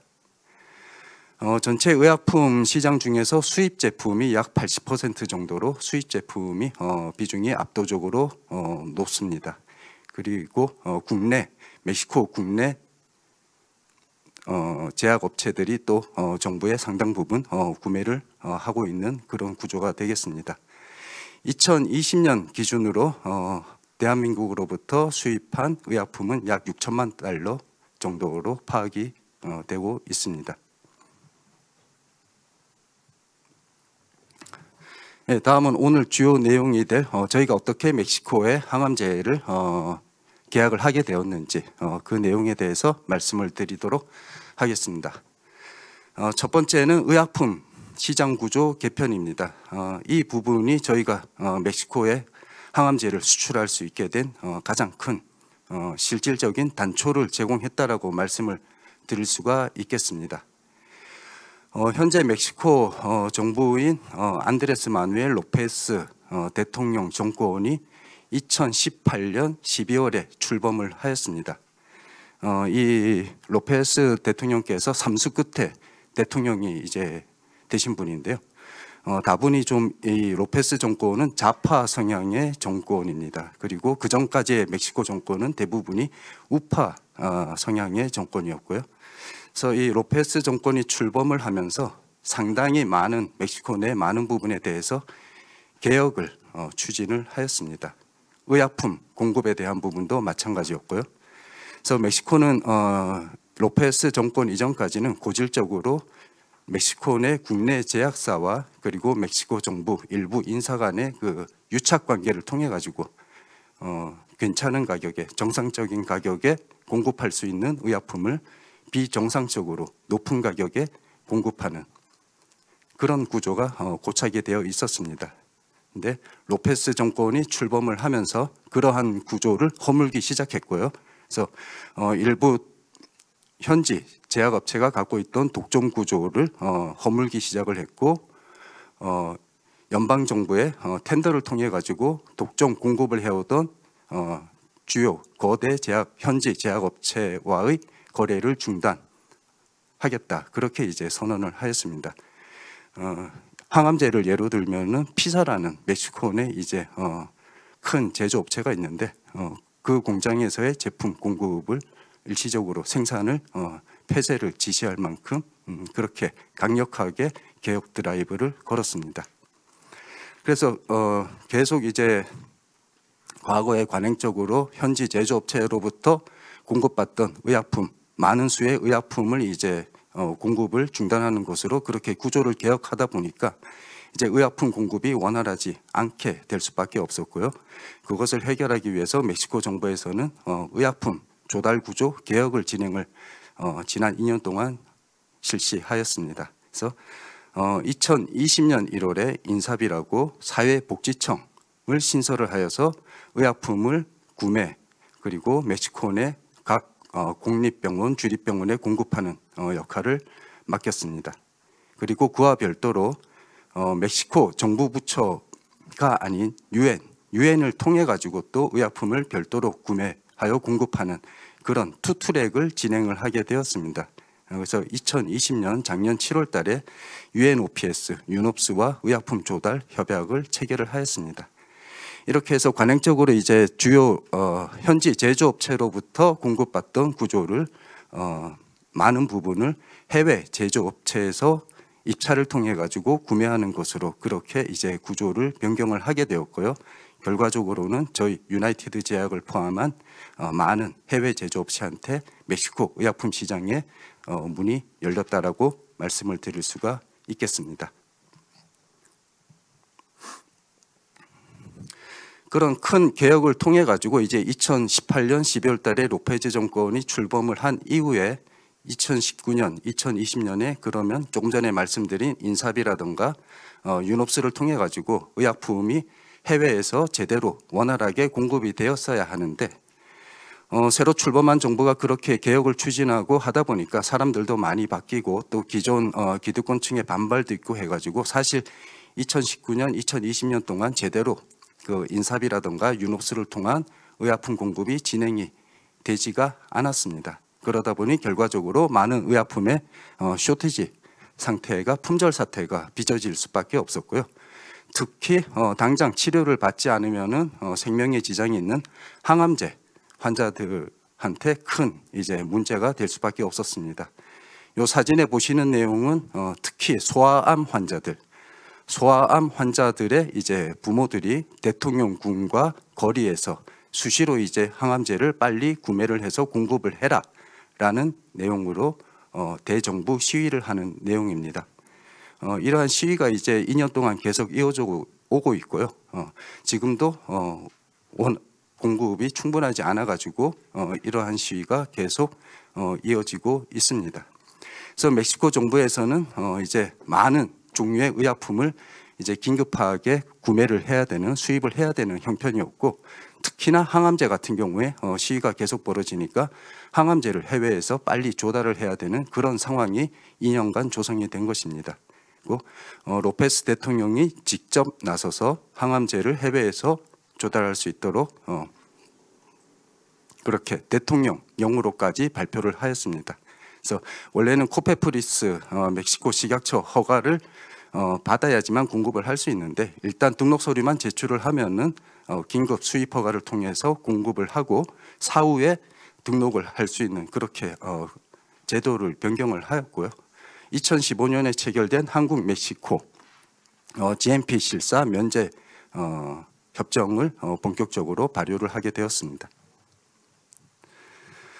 이러한 배경하에서 올해 2월 달에 저희 유나이티드 제약의 멕시코 정부로부터 이제 항암제 긴급 구매 인콰이리가 접수가 되었고, 저희 회사에서는 그동안 멕시코에서 많이 접수가 되던 대량 구매를 내세운 저가 그 구매 인콰이리와 저희와 동일하게 여기지 않고 비중 있게 진정성 있게 받아들이고 진지하게 담당자부터 저희 대표이사님까지 전사적으로 대응을 하였습니다. 그리고 중간에 이제 저희와 멕시코 정부 사이에서 이제 거래를 진행하는 저희 현지 업체도 사실은 의약품 전문 업체는 아니지만은 저희가 코트라 멕시코시티 무역관 지사 사업을 통해 가지고 이 거래의 신빙성, 진정성에 대해서 파악을 하였고 결과적으로는 진행할 만하다라는 긍정적 평가를 이끌어내었습니다. 그래서 올해 코로나 시국임에도 불구하고 3월 달에 멕시코 정부에서 인사비 쪽에서 이제 구매국장회 3명이 방한을 하여서 저희 공장을 방문하여 저희 제품력, 생산 능력에 대해서 확인을 하였고 저희 회사의 ISO 37001 부패 방지 경영 시스템에 대해서 큰 인상을 받고 돌아갈 수가 있었습니다. 그래서 그 결과 이제 올해 4월 달에 저희 거래처와 멕시코 정부 사이에 이제 독점 공급 계약이 체결되었고 저희와 거래처 사이에는 6월 달에 독점 공급 계약이 체결되어 서두에 말씀드린 바처럼 4년간 최대 6천만 불 규모의 계약을 체결할 수 있게 되었습니다. 그리고 6월부터 현재 오늘 시점에도 실질적으로 생산하고 납품이 진행이 되고 있습니다. 그래서 정리하여 말씀드리면은 저희가 멕시코에 6천만 불 규모의 항암제 계약 체결을 할 수 있게 됐던 요인으로는 4가지를 말씀드릴 수가 있겠는데요. 멕시코 시장의 의약품 환경이 크게 변화를 하여서 해외 제약업체한테 문이 활짝 열렸다. 그리고 까다로운 코페프리스 규정이 원활하게 진행될 수 있도록 멕시코 정부에서 좀 완화를 하였다라는 시장 구조 변화를 말씀드릴 수 있겠고요. 그렇게 변화된 시장에서 간절하게 원하는 항암제를 저희가 어느 회사보다도 다양하게 많이 갖고 있었기 때문에 그리고 남미에 저희가 20년 이상 동일한 제품으로 수출을 하고 있었기 때문에 멕시코 정부에서 봤을 때는 원스톱 쇼핑으로 본인들이 원하는 항암제를 구매를 할 수 있는 회사로 저희가 평가가 되었고요. 저희 사회 인프라로서 코트라 멕시코시티 무역관의 지사 사업을 통해 가지고 저희가 시차 14시간의 시차에도 불구하고 멕시코 시장의 상황을 저희가 실시간으로 크로스 체크할 수 있었고 세미 정부 기관인 코트라를 통해 가지고 저희 유나이티드 제약의 제품력, 공급 능력에 대해서 멕시코 정부에 어필을 할 수가 있었습니다.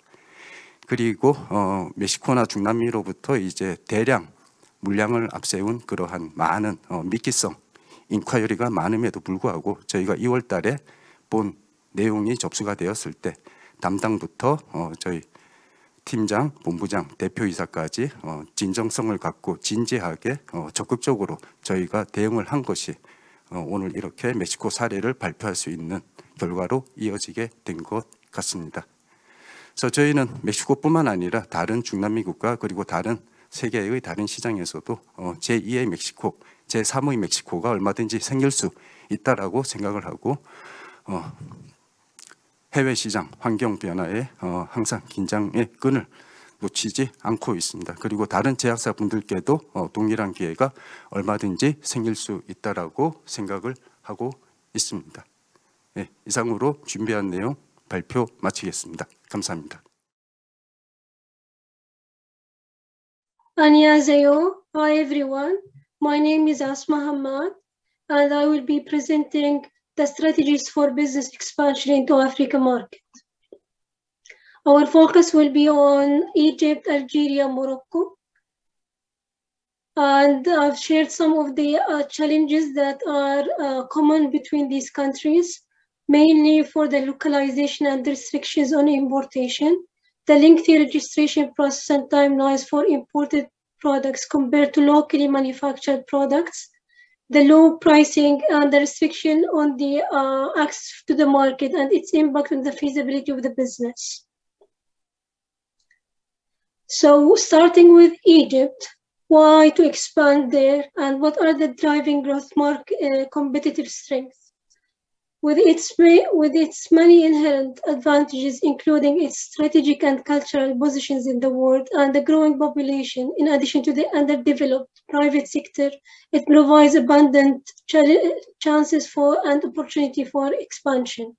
In addition to the new investment law incentives, mainly where there are new setup projects entered into force, according to the investment map in the field of the antibiotics, oncology, drugs, and cosmetics industries shall receive an investment incentives in the form of discount of taxable net profit of 30% discount of the investment cost, and this goes according to the new investment law.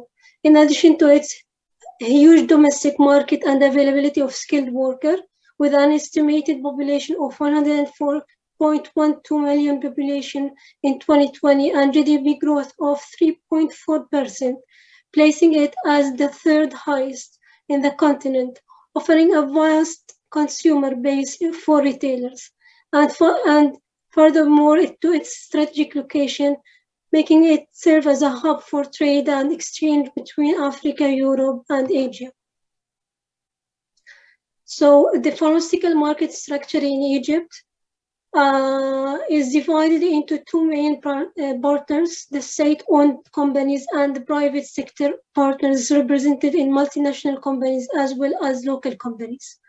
For the multinational pharmaceuticals and healthcare companies, they will find Egypt as an attractive yet a challenging investment destination. Multinational drug makers hold the greatest market share in value in terms of value, with distinguished players including GlaxoSmithKline, Novartis, Sanofi, Pfizer, and Merck. While for the Egypt domestic pharmaceutical manufacturing industry, it is as strong as well, with the main players being the Egyptian International Pharmaceutical Industry, EBICO, the South Egyptian Drug Industry, SIDECO, Medical Union Pharmaceuticals, and Amur Pharmaceuticals, etc. Looking for the medicinal sales forecast, it is forecasted that the medicine sales in Egypt will reach 56.6 billion Egyptian pound, equivalent to 2.9 pound in 2022, with a local currency compound annual growth rate of 8.1% between 2017 and 2022. Egypt's pharmaceutical market will outperform its Middle East and North African peers. Egypt will remain the sixth largest pharmaceutical market in MENA region in value terms, as well as retaining its top 10 status in the wider Middle East Africa region. Egypt produces 85% of its pharmaceutical needs. The pharmaceutical sector in Egypt is one of the oldest strategic sectors in the country, founded in 1939 with the establishment of Misr Company for Pharmaceuticals called the Haldi Pharma. The government paid great attention to the importance of achieving self-sufficiency of the drug and has adopted policies targeting drug development in various stages of the industry, both at the field of pharmaceutical raw materials and basic chemicals, manufacturing and packaging, as well as for marketing, sales, and export. Currently, it's locally producing about 85% of its pharmaceutical need and imports only 15% from abroad.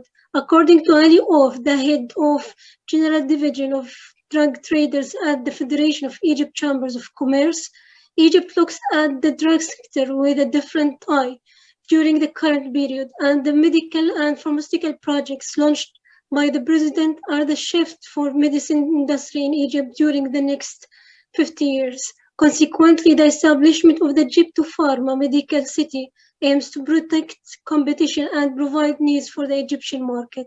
The city is one of the largest of its kind in the Middle East, covering 180,000 square meters, and it's equipped with the latest technologies and global systems in drug production. The drug registration regulation, pricing and reimbursement overview. These are the top highlights that needs to be taken into consideration while planning any projects in Egypt. The marketing authorization for pharmaceuticals can be obtained by local manufacturing facilities, foreign manufacturing facilities, agents for foreign manufacturing facilities, or individual medical professionals. As for the application, it can only be accepted if there is availability of the relevant box for the pharmaceuticals with similar specification. The maximum number of pharmaceuticals with similar active ingredient and specification is 12, including the original innovative pharmaceutical, based on the Ministry of Health Decree 425/2015.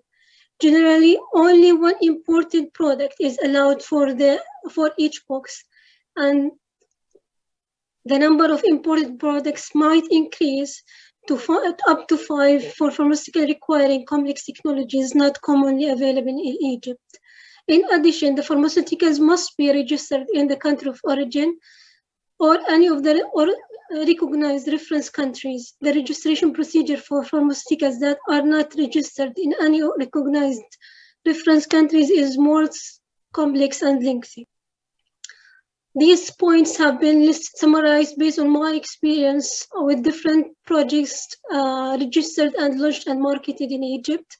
First, the registration process and timelines are lengthy and with an average of 18 to 36 months. In some cases, biologicals and biosimilars might take up to 4 to 5 years if the product is not registered in the reference country nor has the EMA or the US FDA CBP. Abridged and fast-track registration procedures have been established recently to accelerate the approval process for the US FDA or EMA approved products.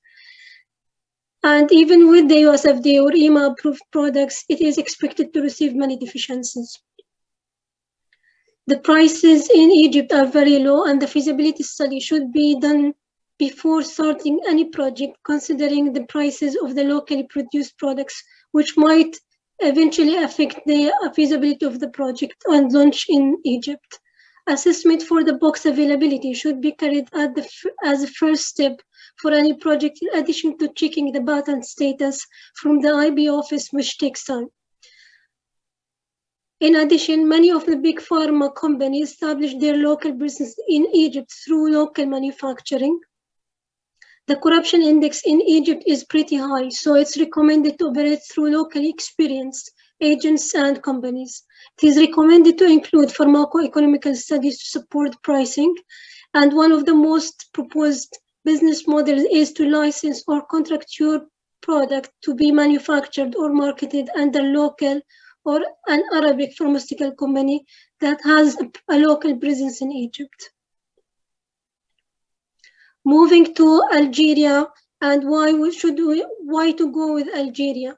Algeria pharmaceuticals market remain by far the largest existing market in MENA region due to its country universal health system, country rapid population growth, and the country incentives to increase the local production.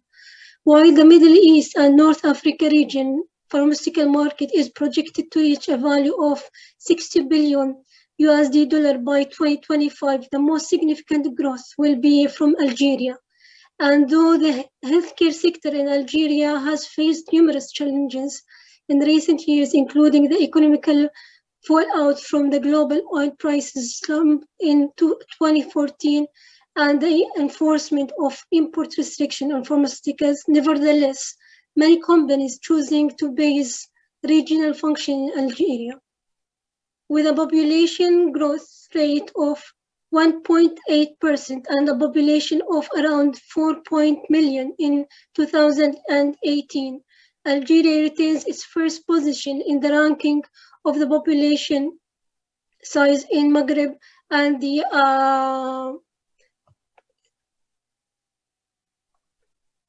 the second place in North Africa. The turnover of the drug in Algeria reached $3.8 billion by the end of 2018, which represents 4% of the world turnover. The share in value of local pharmaceutical production experienced a significant increase from 25% of the drug market in 2008 to almost 65% in 2018, with Algeria's continuous efforts to decrease the importation bill. The localization policy and non-tariff barriers. Almost 15 years ago, Algeria was importing most of its pharmaceuticals needs. Nonetheless, due to an ever greater state protection of local manufacturing and the way new policies have compelled multinational drugs developers to localize production, the country is nowadays supplying more than 50% of its national drug consumption. For the time being, Algeria's core mandate and current socio-economic responsibilities is to promote and foster domestic manufacturing of drugs, both through indigenous Algerian outfit and locally based international partnering companies. While Algeria is actively supporting the growth of local value chains, encouraging joint ventures and sponsoring non-tariff barriers in the form of price control mechanisms, global pharmaceutical players are therefore left with the position whereby top-line optimization is of fundamental importance. At any rate, a major deterrent that global pharmaceutical exporters to Algeria will increasingly have to face are the regulatory obstacles imposed by the Algerian authorities, attempting to protect the local manufacturing. These may include, and not limited to, protracted registration procedures for foreign drugs, requirements for recertification, and stringent price control mechanism on certain drugs. Thus, international and domestic strategic partnership, a win-win situation, deems to be necessary. In order to address the potential challenges, global pharmaceutical players and domestic players need to synergize the capabilities of global companies with local companies' value proposition through joint ventures, strategic alliance, or in-licensing or contract manufacturing agreements. A mutually profitable situation can be created. On one hand, domestic players possess a superior knowledge and influence in the local market, mainly through their solid understanding of the local market dynamics, long-term connections with the authorities, and a strong relationship with the stakeholders. On the other hand, the global pharmaceutical companies have an edge mainly through their deep technical know-how, advanced researches and development capabilities, strong brand equity, as well as economic of the scale. In fact, by complementing the capabilities of the international players with the value proposition of the domestic players through joint ventures, strategic alliance, in licensing agreement, a win-win-to-win situation can be the salvation for both. So what are the strategies for the localization for the international players? To start some form of a local production is a challenge, and it's not a small matter, especially for innovative drugs companies with international standards. And while in-country manufacturing in Algeria is extremely developed for basic drugs, it is markedly less so for high-potency products like the biologicals or the biosimilars. To overcome this, they have to invest heavily in technology transfer, and there are essentially two alternatives. First, by signing a commercial agreement where an opportunity is given to update their facilities and integrate fresh know-how and technology in the short to mid-term. And second, by investing directly in establishing plants in conjunction with the indigenous joint venture partner. In case of not possessing enough Algerian market demand to justify setting a manufacturing facility, contract manufacturing pathways might be an option. However, the limitation with third-party manufacturing in companies is restrictive, especially for the quality issues. The key points to be taken into consideration while planning your projects or registration of your products in Algeria. First, check the importation ban list before planning any projects. Many of generic products have been manufactured locally in Algeria and listed in the importation ban list, thus it won't be approved to be submitted as imported. Many of the strategies that the international companies follow is to move with a stepwise approach for the localization through moving shipping bulk as first stage to final blend and then to start from manufacturing from API. But this approach needs to be approved prior by the authority. Third, the registration timelines, requirements, and process for imported products are massively different from the locally manufactured products, from range of 1.3 to 3 years for imported compared to 3 to 9 months for local products. In addition, the health authority might at any time stop the assessment of imported products files and focus on locally produced products registration files. And this might take up to 1 year of no processing for imported files. Due to the pricing regulation and reimbursement policies, the drug-approved prices are very low and would affect the feasibility of the projects. Thus, you need to do a feasibility study before you start. And I have faced many cases where the companies decided to stop the final registration of their products due to low prices. Many of the global pharma companies established their local presence in Algeria through local manufacturing to overcome the restriction in importation and gain upper hand for the low prices through manufacturing with lower prices in Algeria.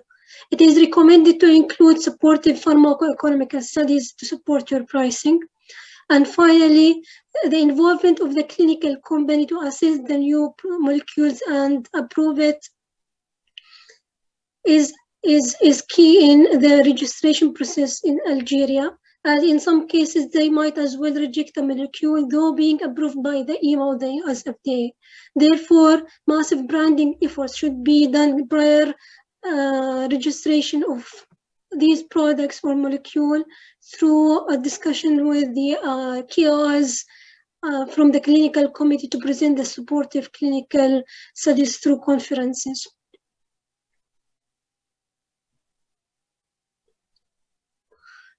Moving to Morocco pharmaceutical market.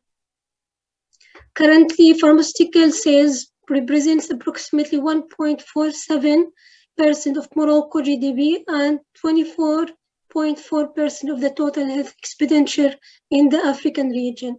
Morocco pharmaceutical industry ranks second in the continent and is also the second largest chemical industry of the country after the phosphate. As for Morocco local pharmaceutical industry, the local pharmaceutical production covers 65% of the internal pharmaceutical market, while 10% is intended for export. The great part of active pharmaceutical ingredients are imported from abroad.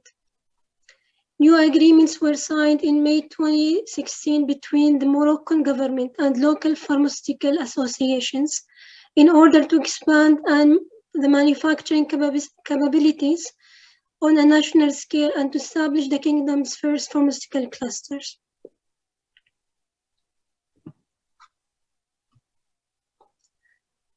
The key points to be taken into considerations while planning your projects in Morocco. The registration requirements are very strict and should comply with the EU standards.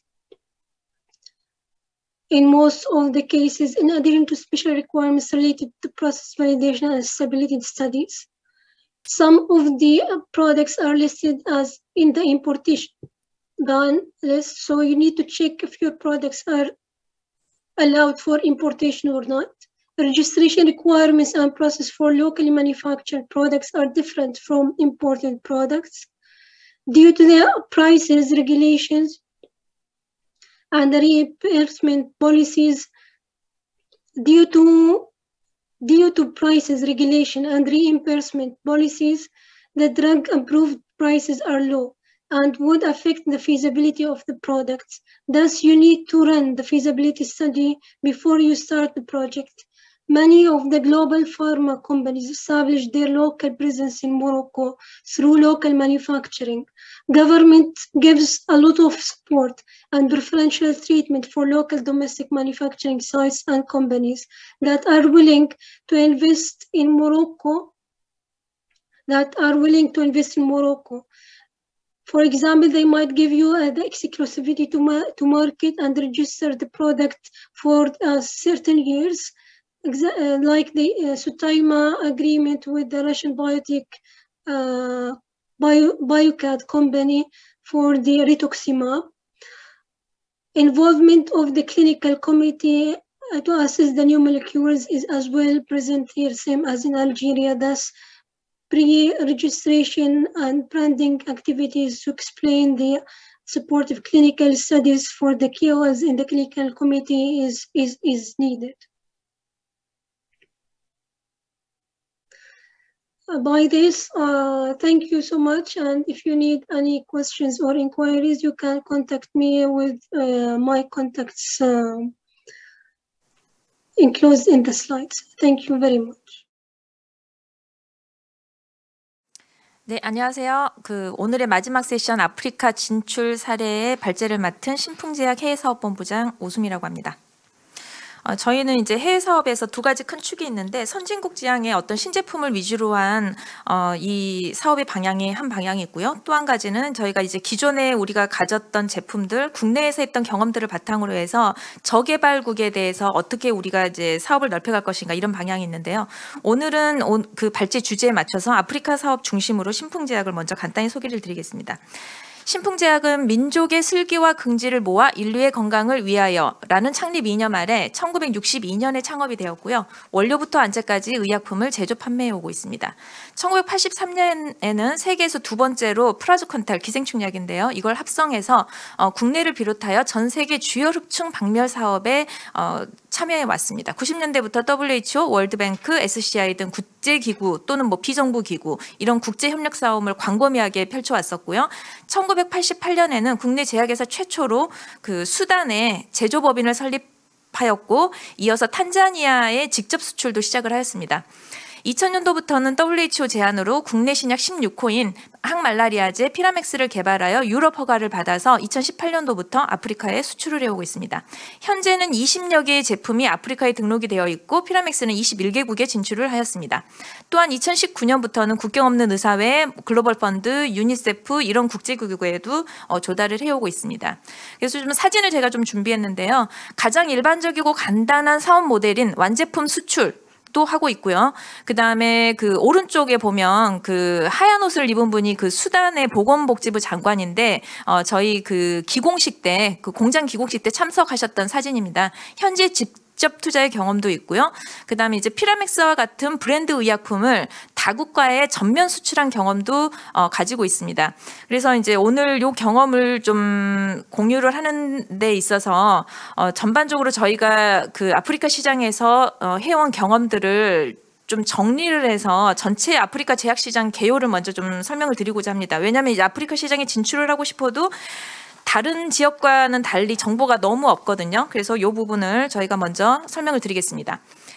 예상하다시피 아프리카는 세계 시장 1% 미만을 차지하고 있고 매우 작은 시장입니다. 하지만 굉장히 빠르게 성장을 하고 있고 메이저 국가인 알제리, 이집트, 남아공은 이게 이제 전체 탑 3인데요. 이게 이제 저 북쪽하고 저 남쪽 지역이 전체 경제의 70% 이상을 차지하고 있다고는 하나 이런 곳은 현지 경쟁 업체와의 경쟁이 쉽지가 않습니다.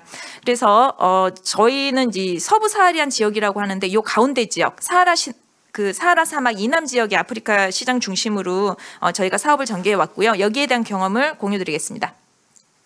의약품 수입 측면에서 보면 아까 이제 앞전에 발표하셨던 분 설명에 의하면 알제리 같은 경우에는 전체 85%를 내수에서 다 충당을 하고 있고 15%만 수입을 하고 있다라고 하는데 서부 사하리안 지역에서는 대부분의 수입을 의존을 하고 있습니다. 우간다는 지금 뭐 그 로컬 제약사가 있음에도 불구하고 국내 조달은 10%밖에 안 되고요. 대부분 이제 그 외국에서 들어오는데 오리지널은 주로 미국, 유럽산, 제네릭은 인도, 중국산. 특히 인도산의 비중이 굉장히 높습니다. 저 숫자를 보시면 30% 정도가 인도산으로 되어 있고요.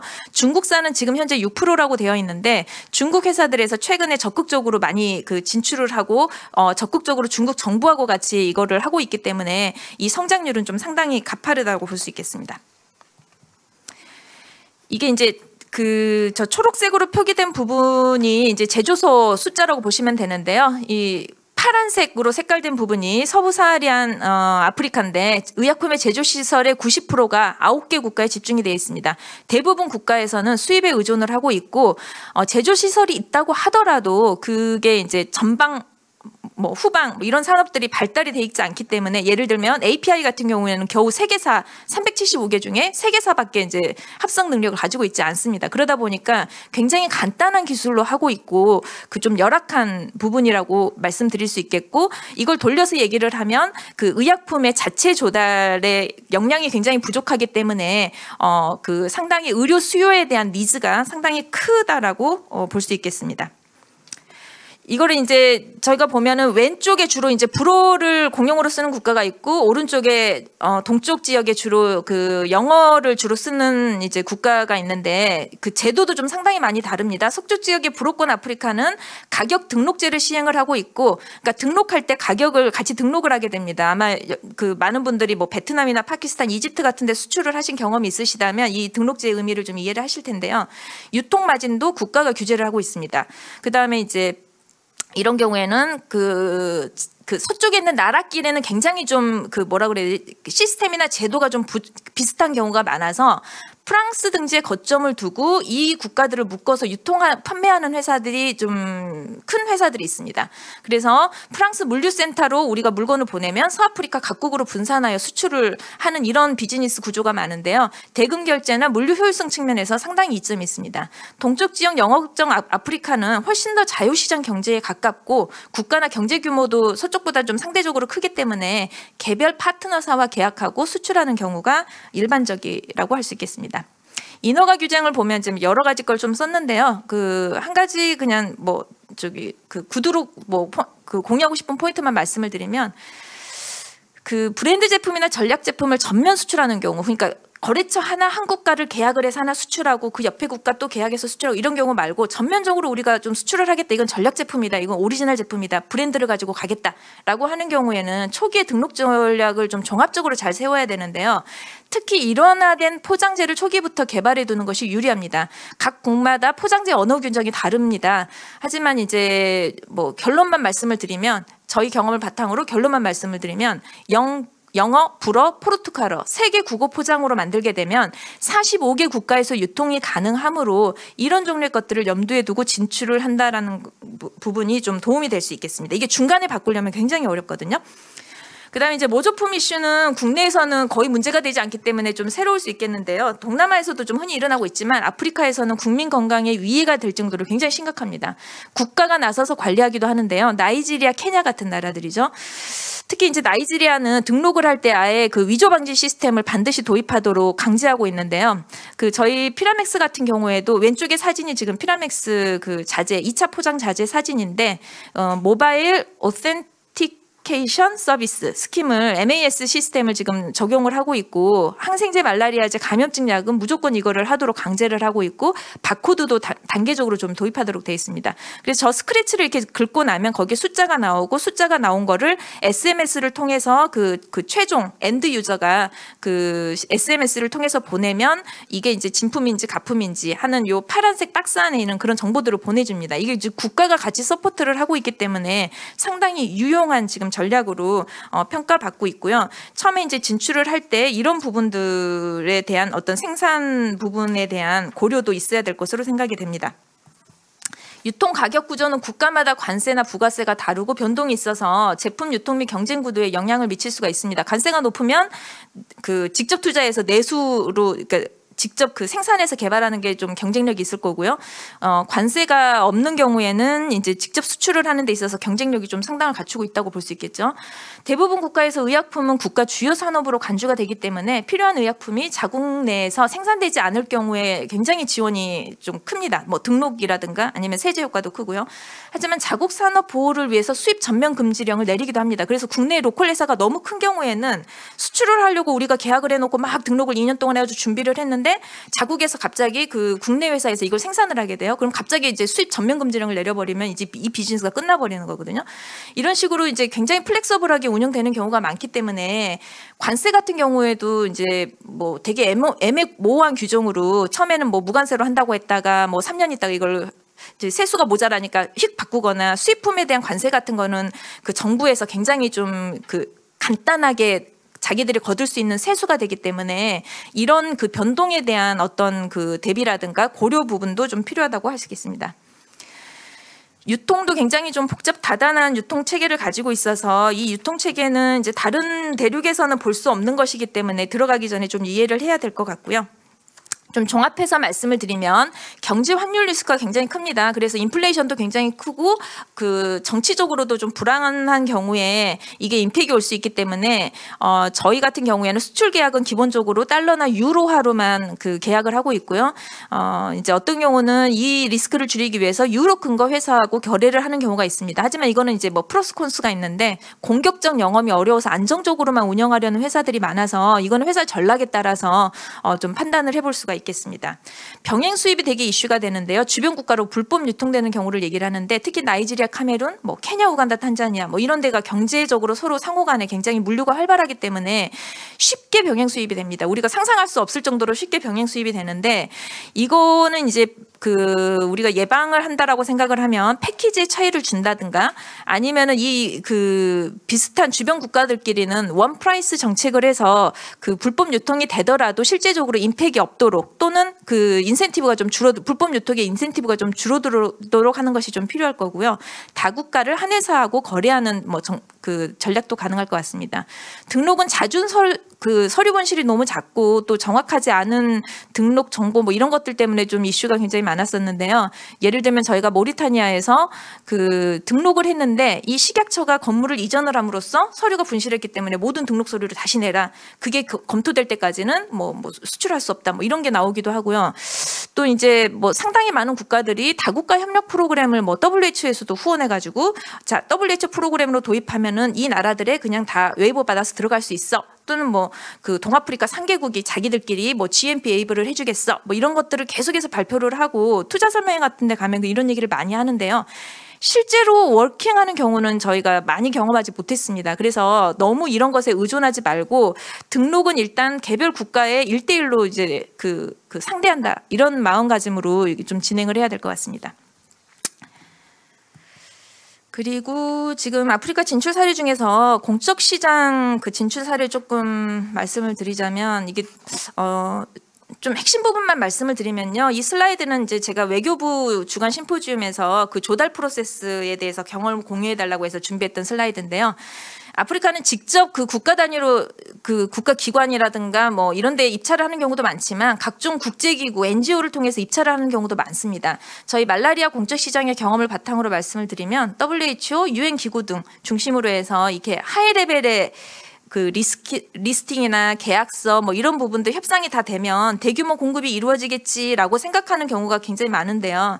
실제로는 2015년부터 UN의 SDG라는 방향성이 설정이 됐어요. Sustainable Development Goal이라고 해서 이 이후로는 원저 사업에 있어서도 하이 레벨에서 이렇게 내려다 꽂는 게 아니라 자국의 이니셔티브가 굉장히 중요해졌고 로컬의 디맨드를 로컬에서 요구를 해서 모든 프로세스가 시작이 되는 것이기 때문에 국제기구와 계약서 리스팅 협상뿐만 아니라 각국 정부 또는 각 지역의 기구들과의 협상 또는 액세스 전략이 필수적이다라는 부분들이 좀 굉장히 좀 중요한 포인트일 것 같고요.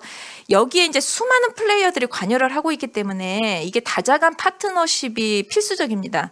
그러다 보니 이제 여기서의 우리가 좀 경험을 말씀을 드리자면 오픈 커뮤니케이션이 굉장히 중요하고 여기서 말하는 오픈 커뮤니케이션이라는 거는 저희가 뭐 글로벌 펀드나 뭐 PMI랑 계약을 할 때 보면 굉장히 까탈스러운 조항들이 정말 많아요. 그런데 이제 실제로는 우리가 이거를 조달을 할 때는 이슈가 있고 이런 부분들을 충분히 그 대화와 소통을 통해서 웨이버를 받는다라든가 이런 걸 설명을 해서 그 뭐 어느 정도 협상을 해서 좀 조율을 한다든가 이런 가능성이 상당히 많거든요. 그래서 이 부분에 대해서 조금 오픈하는 게 좀 필요하겠다. 그리고 이제 그들의 미션과 우선순위도 존중을 하는 것이 가장 중요한 그 성공 요인이 될 것 같습니다. 저희 이제 수단의 합자법인인 그 제너럴 메디슨 컴퍼니 이제 소개 자료인데요. 1985년에 수단의 주요립층 구제 사업을 계기로 해서 설립이 됐고요. 2021년 매출은 2천만 달러로 수단 제2의 제약회사입니다. 200명의 직원들이 지금 일하고 있고요. 현재는 세파 전용 공장 건립을 추진 중입니다. 그래서 이제 굉장히 어려운 환경임에도 불구하고 그 어느 정도 상당히 자리를 잡았고 저희 수출에도 상당히 많이 기여를 하고 있고요. 그다음에 최근까지도 그 코이카의 대수단 기생충 구충 사업에 협력을 해서 1, 2, 3차 기생충 구충 사업을 좀 성공적으로 완수하는 데 많은 기여를 하였습니다. 그래서 저희는 국내 또는 해외 그 협력 사업들을 지금 그 아프리카에 있는 각 국가에서도 계속해서 활용할 수 있도록 계속해서 노력을 하고 있습니다. 이제 이 부분은 이제 제가 법인장 인터뷰를 통해서 조금 그 조언을 주실 만한 게 있겠냐라고 해서 자료를 좀 준비해 봤고요. 좀 핵심 포인트만 말씀을 드리면 직접 투자할 때 고려할 때 기본적인 확인 사항이 내전, 정치, 경제, 사회, 문화, 종교, 특히 외국인 투자법 이런 부분들을 확인을 하고 뭐 예를 들면 공단 부지 혜택이 있다든가 이런 부분을 확인해야 된다 이런 말씀을 주셨고요. 지분 규정이 나라마다 많이 다른데 탄자니아, 가나 같은 경우 예를 들면 최소 50만 불 투자를 할 경우에 100% 외자 지분을 예외적으로 허용을 합니다. 여기서의 핵심 포인트는 경영권 방어 수준의 지분을 반드시 획득해야 한다라는 부분들을 좀 조언을 주셨고요. 저희 같은 경우에는 아마 지금 로컬 그 지분이 그 대주주로 되어 있는데 아마 그 당시에 그 법 규정 때문에 이제 그렇게 들어간 것으로 알고 있는데요. 그 3자 그 지분 협력 체제입니다. 그래서 한국에 있는 2개 회사가 저희가 합치면은 이제 대주주의 지분을 갖게 되거든요. 그래서 이렇게 협력이 잘 될 경우에 경영권이 충분히 방어될 수 있다라는 판단하에 저희가 들어갔고 실제로 그런 방식으로 해서 주도적으로 이제 그 법인 운영을 해 왔습니다. 그 다음에 탄자니아 디스토시드 경쟁 입찰 사례를 이제 소개를 드리려고 했는데 이게 좀 시간이 많이 모자라서 그냥 짧게 말씀을 드리면요. 주요립층 구제 사업을 하는 게 그 월드비전에서 하고 있었어요. 탄자니아에서. 그 다음에 코이카 우리 외교부의 질병 퇴치 기금의 지원을 받게 되었고 현지 집단 투약 프로그램을 구상하고 있었습니다. 프로그램 주관하는 그 월드비전은 NGO죠. 그 니즈를 저희가 좀 파악을 하고 현재 파트너사와 관련 정보들을 좀 주고받으면서 현재 낙찰을 그 성공적으로 완수를 하였습니다. 그 유수의 그 로컬 기업들을 좀 따돌리고 이 질퇴기금 사업 규정상 입찰 구매를 진행을 해야 되기 때문에 월드비전에서는 이 입찰을 직접을 하는데 경험이 없어서 굉장히 막막해하고 있었고요. 이제 저희가 의약품 수출협회 또 제약바이오협회, 코트라 등 적극적으로 도움을 줄 수 있는 기관들을 연결을 해줘서 뭐 최종적으로는 저희 제약바이오협회에서 그 입찰 공고를 내주셔가지고 이걸 성공적으로 선정하게 협력이 되었었습니다. 이 지체된 시기를 이런 논의 때문에 지체된 시기를 앞당기기 위해서 저희는 납품 기한을 최소화하여 적극 협력을 했고 현재 프로그램이 성공적으로 진행 중에 있습니다. 종합해서 말씀을 드리면 아프리카 의약품 시장의 특징은 작지만 성장률이 높은 시장이다. 아마 한국의 기업 진출이 거의 미진합니다. 그래서 특히 이제 의약품 영역은 진출 사례가 좀 드물고요. 하지만 그럼에도 불구하고 우리 국내에 그 발전된 마케팅을 도입을 통해서 성장 가능성이 충분히 있다라고 생각합니다. 공적 조장 시장은 정부와 국제기구를 로컬과 글로벌을 같이 동시에 움직여야 한다라는 부분이 좀 특징이고요. 수시로 바뀌는 복잡한 프로세스를 우리가 좀 극복하기 위해서는 현지에 있는 어떤 그 대리인을 두거나 아니면은 경험이 많은 그 파트너사하고 협력하는 것이 필수가 되겠습니다. 그다음에 현지 투자 생산은 자본 기술 투자에 대한 현지 관심도는 굉장히 높은데 정치 경제 리스크가 굉장히 좀 중요하고요. 현지에 어떻게 적응하느냐, 제품 개발이라든가 뭐 판매라든가 이런 것들을 현지화가 굉장히 좀 중요하다고 볼 수 있습니다. 최근에는 지금 국내 기업들이 보면 부분 투자들을 좀 많이 하거든요. 현지 업체에 기술 이전을 해주고 주요 원자재 수출을 한다든가 해서 리스크는 줄이고 여기서 기회는 살리는 이런 사례들이 늘고 있으니까 이런 것들을 좀 고려해 볼 수 있을 것 같습니다.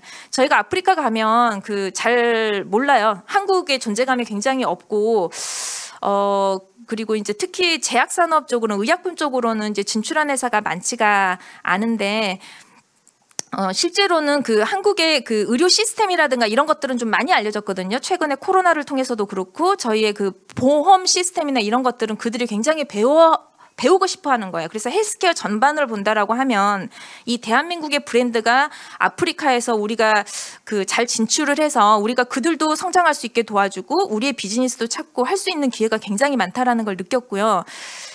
그 의약품은 별로 없지만 의료기기 같은 경우에는 저희가 많이 들어가 있거든요. 뭐 이번에 많이 뉴스로 알게 됐겠지만 그 코로나 진단시약 만드는 그 체외 진단 키트 만드는 회사들이 글로벌 펀드에 저희가 세계에서 6번째로 지금 판매를 많이 하고 있습니다. 그래서 한국 기업이 생각보다 또 많이 알려져 있는 부분들이 있어요. 그래서 저는 정말 또 이제 신풍에 피라맥스가 들어간 걸 계기로 해서 한국의 어떤 기술력이나 의약품에 대한 기술력도 좀 많이 알려지는데 저희가 좀 기여를 했다라고 생각이 되고요.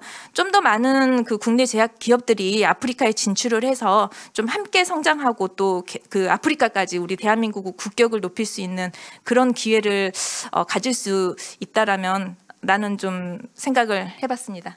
감사합니다.